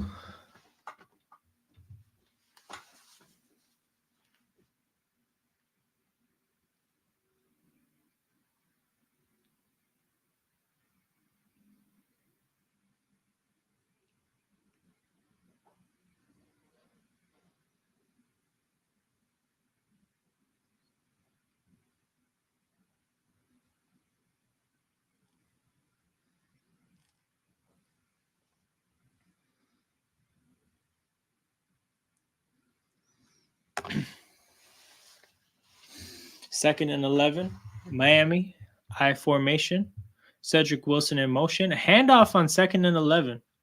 That's when we start to run the ball. Earlier in the game, second and 5, when you're averaging 6 yards a carry, no, we don't run it then. We run it on second and 11. So we're in third and 10 now. Or third and 9. Yeah, Dolphins rushing by half. 5.9 yard average in the first half, 2.3 in the second half on 3 rushing attempts.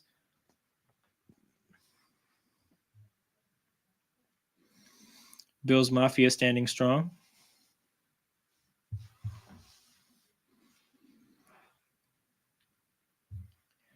Tua steps back, lobs it over the middle to a very covered Cedric Wilson, and Buffalo gets the stop. And people, I think the momentum has swung drastically in this game. Drastically.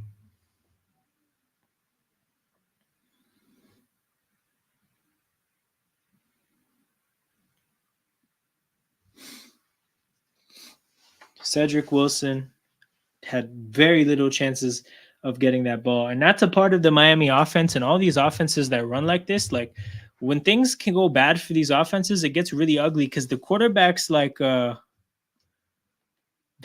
throw is like decided for him already. Like he knows where he's going with it. There's really only one way to go. But if the guy's covered, you're throwing to covered guys. At best, you get an incompletion, but at worst, you get picks. So when you see Purdy have those really bad games, it's because of the offenses like this, or like the way these offenses run. When you see Tua have bad games, when you see Jared Goff in LA, like when these guys are just like they just know on this play I'm throwing to this guy and they just do it regardless. Yeah. I've got to ask, if you're Miami, who do you prefer to play? So here's the thing. They prefer to play the Chiefs, I'm quite sure. But to play the Chiefs, you're going to be the number 6 seed. You're going to play road playoff games. That's a big deal. To be the 2 seed, you get mainly home playoff games, except for if you play Baltimore. So that's the thing. Home field is more important than the opponent. So they definitely want to win. But the Chiefs is definitely the easier opponent at this point. Bills, I think, are tougher.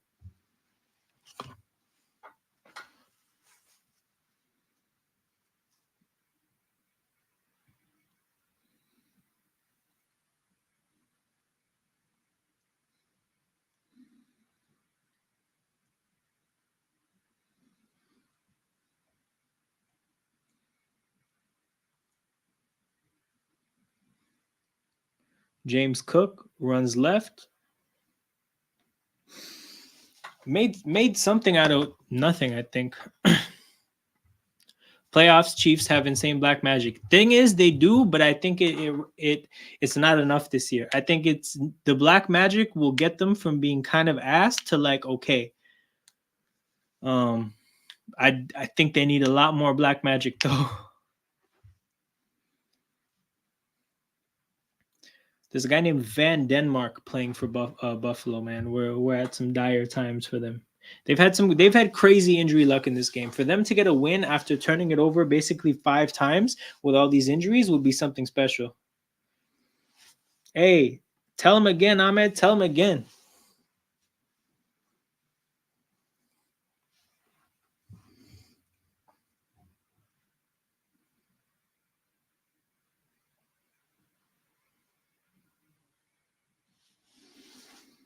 Josh Allen, QB power for the first down.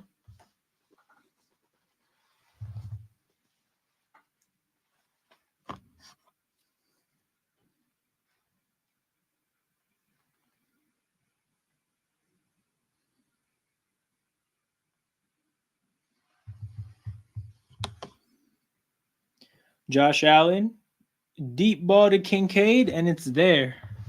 It wasn't that open, but that's a dime. That's a great ball.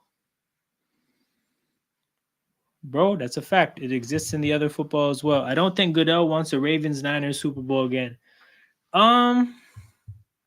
Truthfully, I think I think Chiefs Cowboys is probably if the commish had to pick one, is the biggest group of fan bases because you got Swifties and Cowboys fans. I think Chiefs Cowboys would be the desired one, but I don't think it can happen.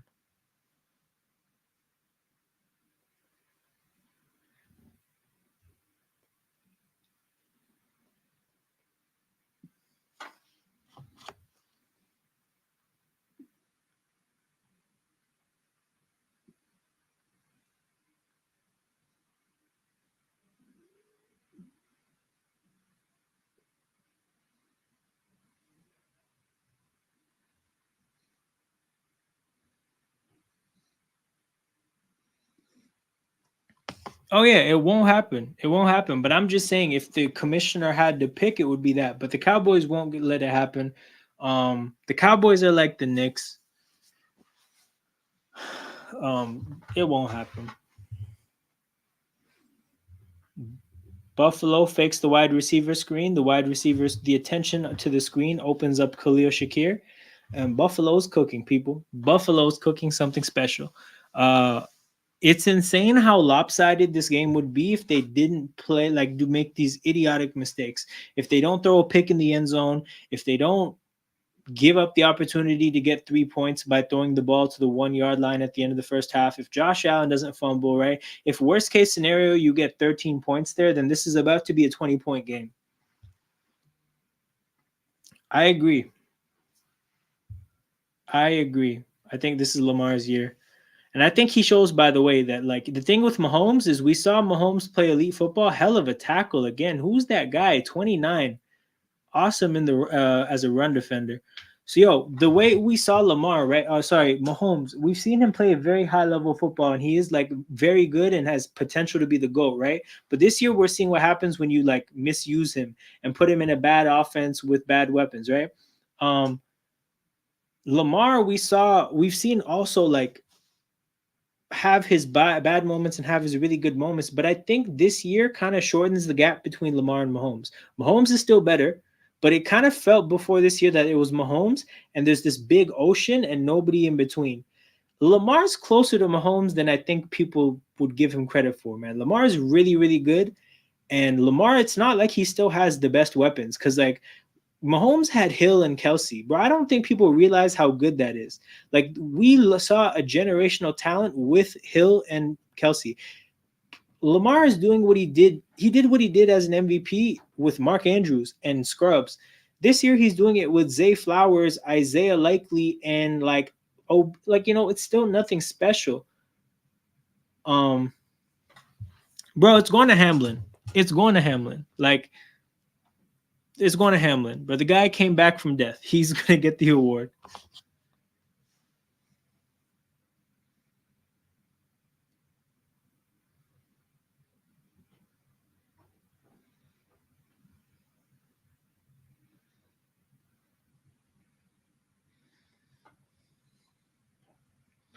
Like I said, people, this would be at least a 20-point game if Buffalo just didn't do stupidity. I feel not good at all about Miami's chances of coming back, and I think that sets us up for Buffalo, Pittsburgh, Miami, Kansas City, which that's going to be special, people. Miami, Kansas City is going to be awesome.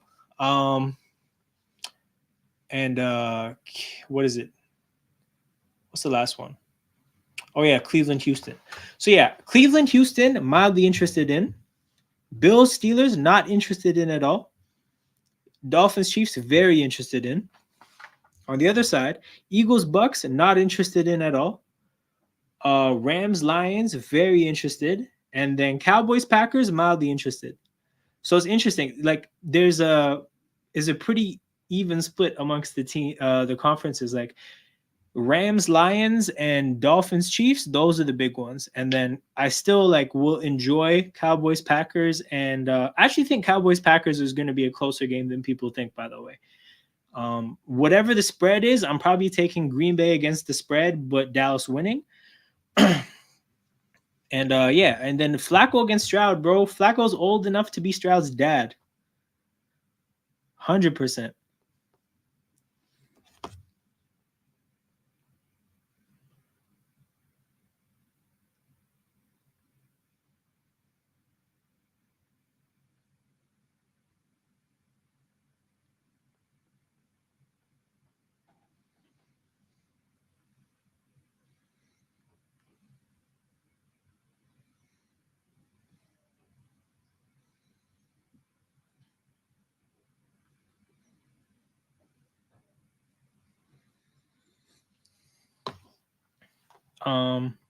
Hamlin started attending those Michael Rubin Illuminati meetings because he almost died on the field. Bro, yeah.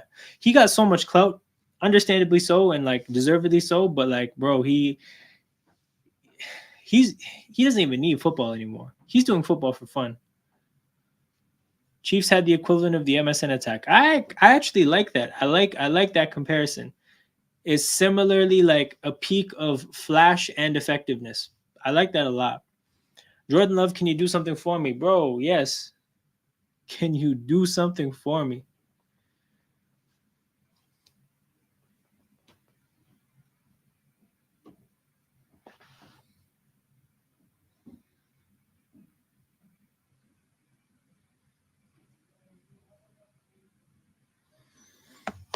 We got the kickoff here, 7 minutes to go. Miami stuck 7.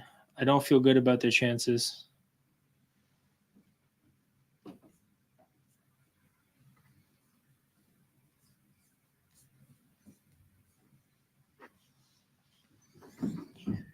It would be a Cowboy thing to lose to the Packers. It would be. It's just too early for Green Bay, bro. They got a bunch of children on offense. It's just too early. But it would be a Cowboy thing to blow that kind of game. Also, it's McCarthy against his old team, and McCarthy against the coach that took his job. So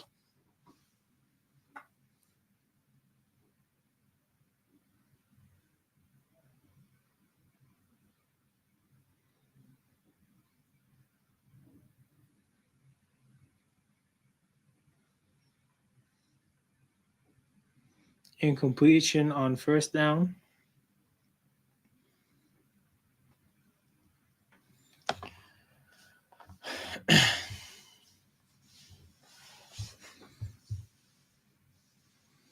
Damn, the Bills really shut down this arena because Dolphins are not going to play any more home games. So they showed up and said, "Nah, dead this. This is your last game, fans."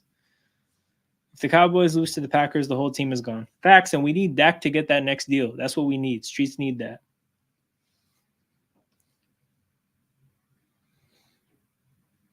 Tua gets about 3-4 yards to Claypool.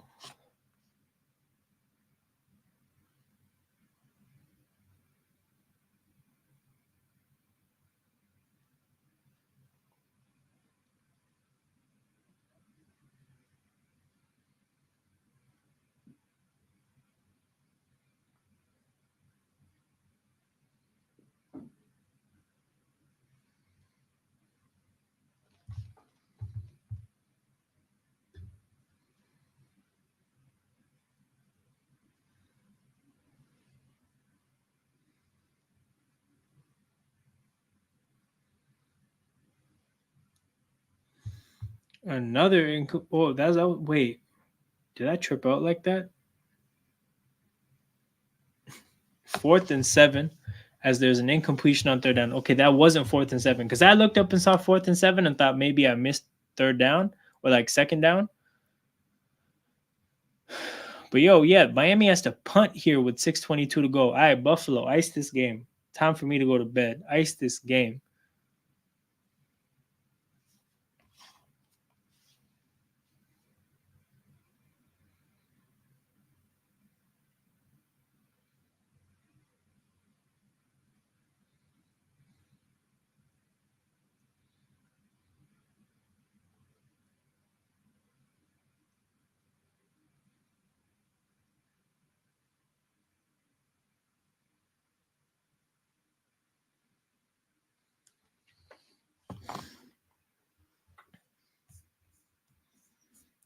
Um, but yeah, we're back to this, people. Where is it?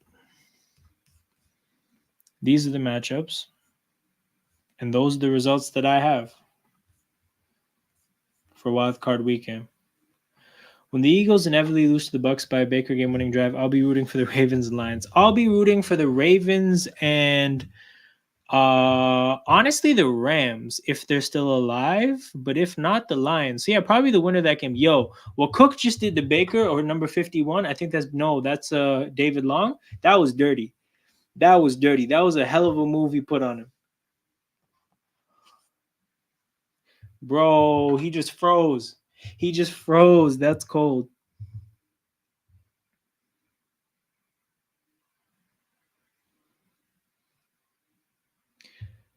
That's cold, man.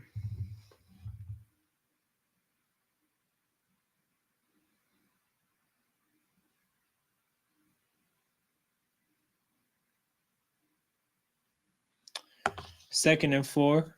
Looks like a timeout Buffalo. And 94 is Christian Wilkins is trying his best to mess this up.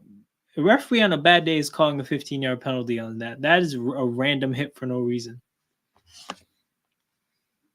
That play is obviously not being run.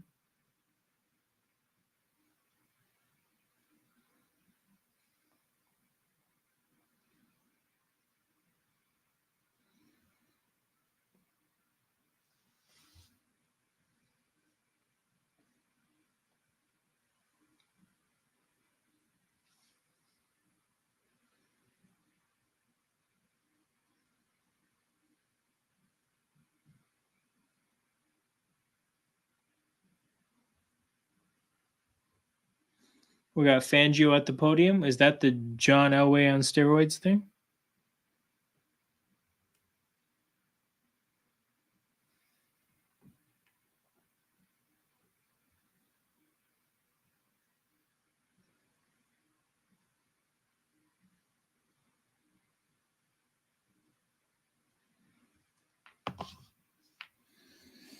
Dolphins seriously have some of the most annoying fans outside of the NFC East. I don't know if I've had too many interactions with Dolphins fans, but I imagine that they'd be pompous with like no history of doing anything, so that would be annoying. Also, like they got a hipster ass head coach with I'm cool with. McDaniel doesn't bother me, but I think like the hipstery ass fans, that would be annoying.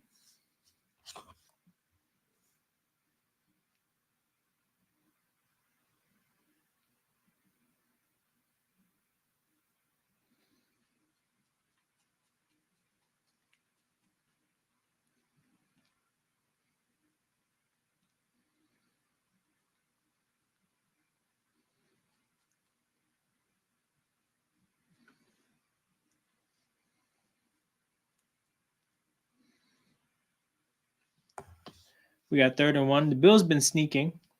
Oh, I was whining about officiating. Oh yeah, that was crazy. They went wild after the Eagles game.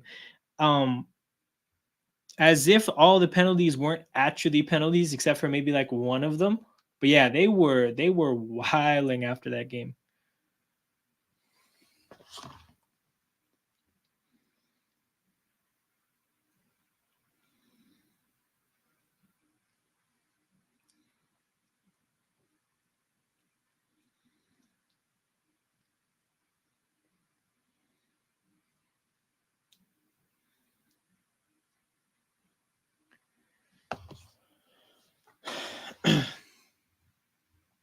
Fourth and 1.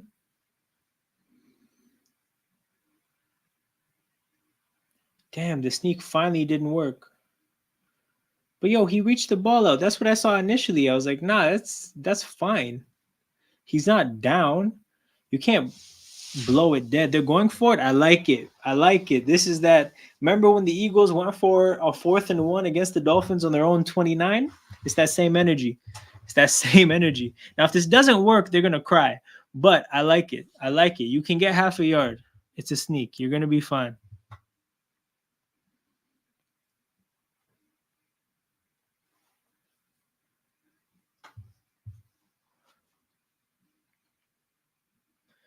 And Josh Allen gets this one easily. He jumped just to make sure, but he got that one easily. Happened to Miami again, man. 4th and 1. They force it when they're down 7 in a game, end of the game. They're trying to get the ball back. They get the other team into 4th and 1 on their own side of the field, but they sneak it past them.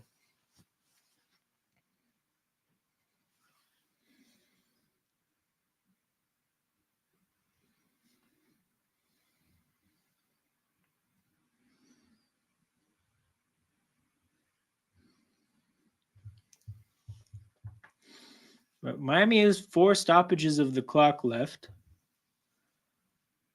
Well, we'll see if they can stop the Bills' ground game. 1st and 10, the Bills only get 2 yards. They could easily put a tracker in the ball. Yep, bro. They should have it to where like, because we see in tennis how precise they can be about lines and a ball moving, and then in football, like European football, especially in the World Cup, we can see how precise they can be real time with bodies moving with like their offsides technology. So like the there should be a very like precise way of determining. Okay, the knee was down at this specific second, and the ball was at this location in this specific second.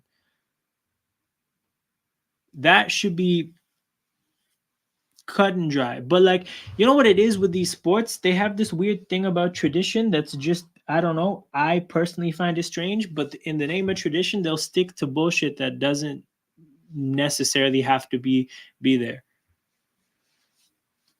It's crazy.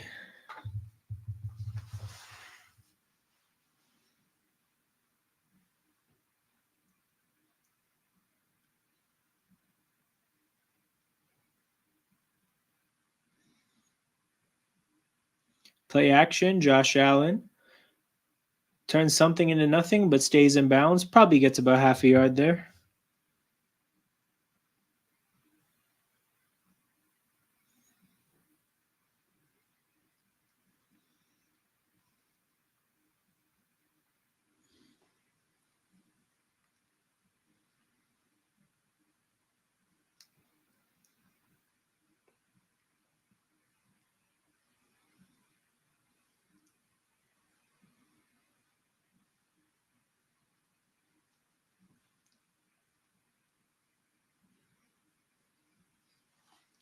3rd and 8. Miami has one timeout. If you're Buffalo, you really want to make sure this clock gets running. After this, you really want to go for a short pass. I don't think you can I don't think you need to run the ball, because I think you've shown that you can move the ball well enough to at least try to get these 8 yards. But you need a fallback in case whatever you're trying to do doesn't work, where you can at least have the clock run. Now, Josh Allen's legs are going to be play a big role in that. Worst case scenario, he can just scramble, get some yards, and have the clock run. But there's a flag on this play, and if Miami jumped off sides, delay of game. I just still run. I would run something with a lot of vertical routes, one route underneath, and just let Josh Allen run. I would definitely do that.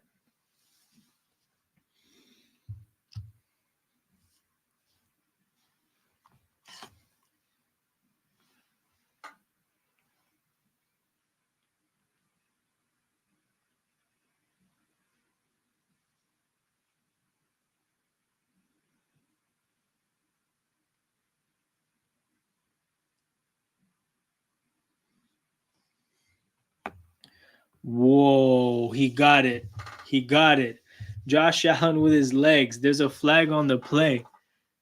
There's a flag on the play.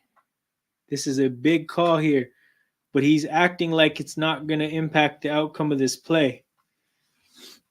Josh Allen got 3rd and 13 with his legs, holding on the defense. It would have been an automatic first down anyway. Miami is crumbling.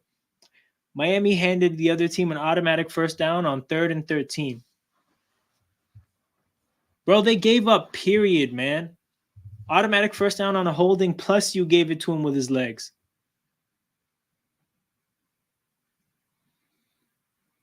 Yo, number 4, Kader Kohu, wanted no parts of that problem. Made a business decision there. That is crazy.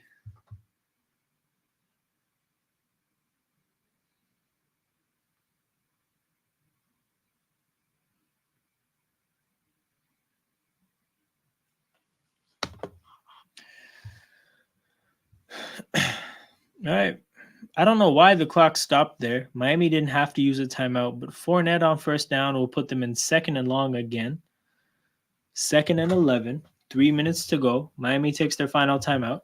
A first down ices this game, people, because one more run gets it down to 2:20, and then the last play on 3rd down would get us to the 2-minute warning. But if that's a first down, then the game is over.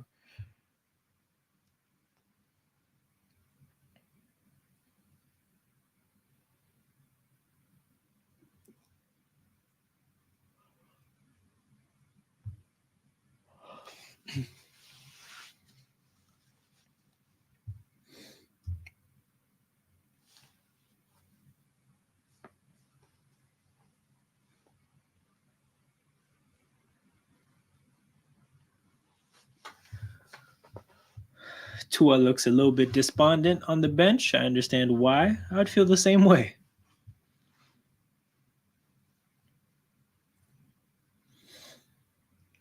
Josh Allen runs to the left and will stay in bounds after getting 1 yard. So we're in 3rd and 10. So this will be difficult for. Well, actually, it won't be difficult. Josh Allen will probably just scramble for these 10 yards. Christian Wilkins. Bro, his hair is coming out of the ear hole of his helmet. That's so funny.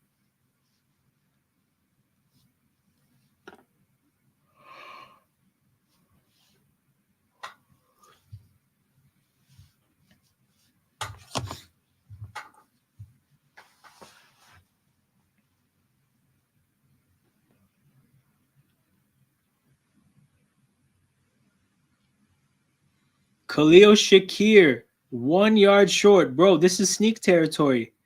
This is sneak territory. They're going to sneak for the win here. Yep.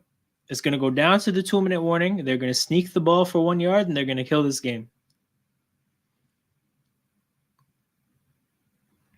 Miami fucked up, man. Miami really messed this up.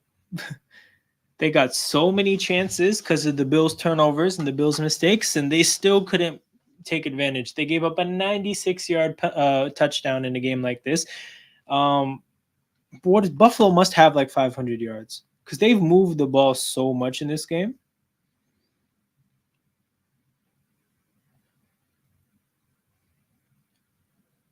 474. Dolphins defense has given up 474. Maybe that's something we have to consider when we think about Dolphins Chiefs next week. That the Dolphins defense has had so many injuries, maybe they're just shit enough for the Chiefs to get something. Also, the Dolphins have had to play this game, right? The Chiefs were chilling, so the Chiefs have the rest. Maybe that's the takeaway there. Because the Chiefs defense should have their moments against the Dolphins offense. I don't know. Maybe I'm starting to come around on Kansas City winning, I think, because I just realized that like Miami's defense has too many injuries and like they're very beat up.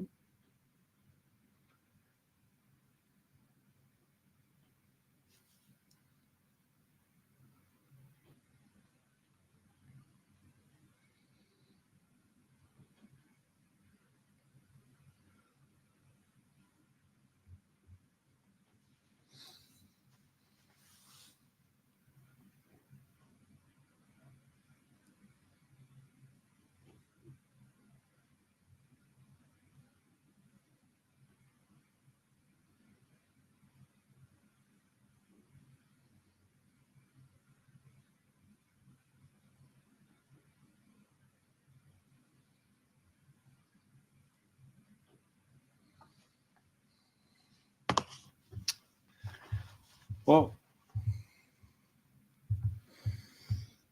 I don't know. What do you guys think? I think they're gonna sneak it and it's gonna work. I can't see Miami stopping it. And this is this thing Miami has dealt with a lot. They dealt with it against Philadelphia. They're dealing with it today. I don't know if Baltimore runs sneaks with Lamar. I don't think they do. But if Baltimore could put, I don't know, Likely back there and have him take sneaks, that would be awesome. Did he step out? Oh, he put his hand out of bounds. Can they review that? Miami doesn't have any timeouts though. Miami doesn't have any timeouts.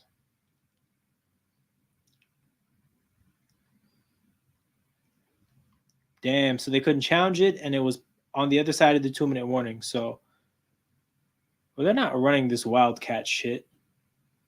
They're just gonna call timeout, or Josh Allen motions in for a sneak. Yeah, he's motioned in.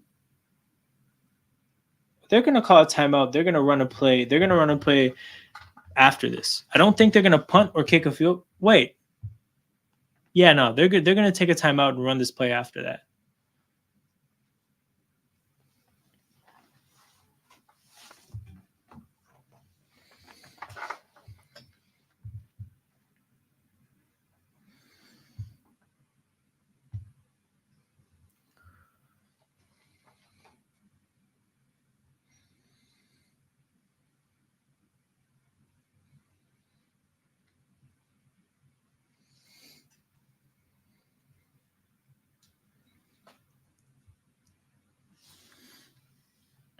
All right, sneak time.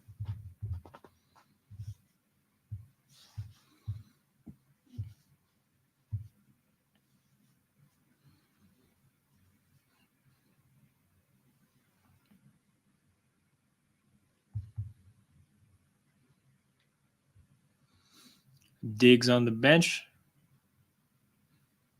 They don't need him at all for this. Leonard Fournette probably on the field to be one of the escorts on the sneak play.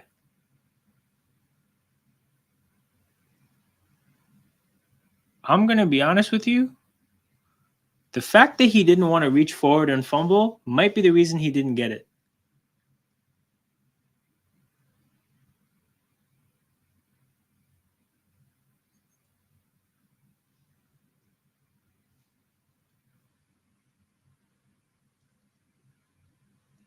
Bro, this spot is gonna be crazy. Because the way they put it, the way the place they put it, he either got it or didn't get it by inches.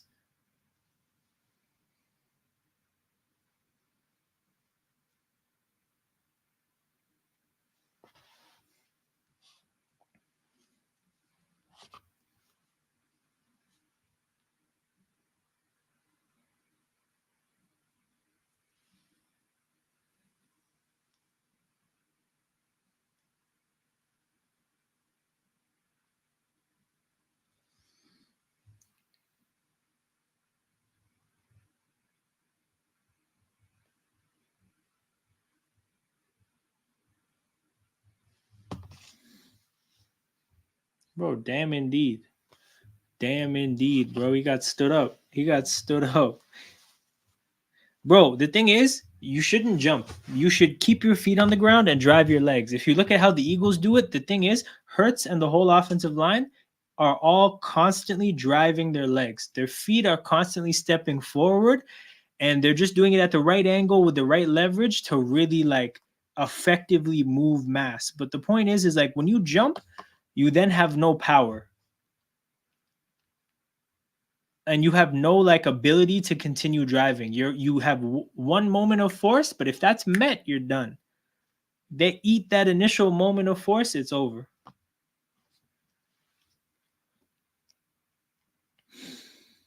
Well, Buffalo decided to make this a game.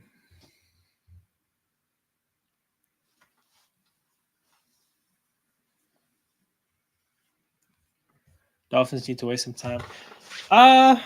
Yeah, I think because they don't have a timeout, at some point they're going to go to the middle of the field. They need about 56 yards, right? So at some point they'll go to the middle of the field. They have enough time. They just did it once now. They're at the 50-yard line now.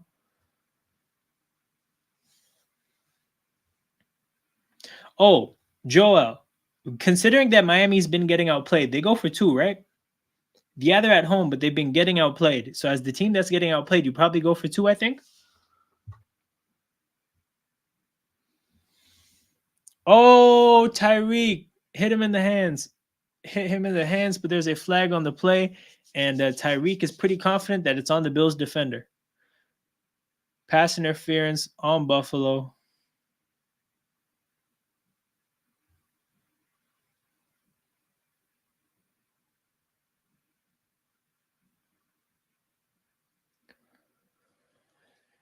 With Rasul Douglas missing, these are the moments you may think of that kind of absence. Thing is that pass interference or is that illegal contact? I mean, the ball's in the air, so I guess that's pass interference. Irony is that it's such an ineffective interference that he fell and Tyreek barely got hampered. He got hampered enough, but he barely got impacted by that. Tua steps back, tosses a pick almost. What the hell is this guy doing? What the hell? I wouldn't risk it going for 2. Interesting. Especially what happened to Detroit. I understand, but like, bro, you're getting outplayed. I don't know.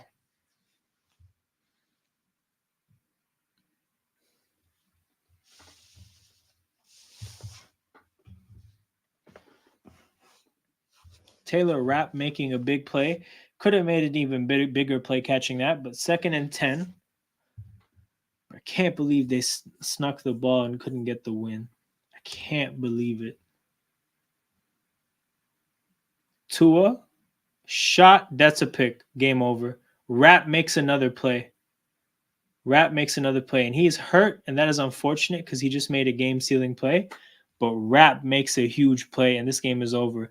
Tua tried to do this on the last play. Bro, going to overtime at home isn't that bad. It's not that bad, but Tua just ended this game. What a bro, you can't do this twice. You can't do this twice. Hey, you know what man call him? Tua turned the ball over. That's his name now. Tua turned the ball over.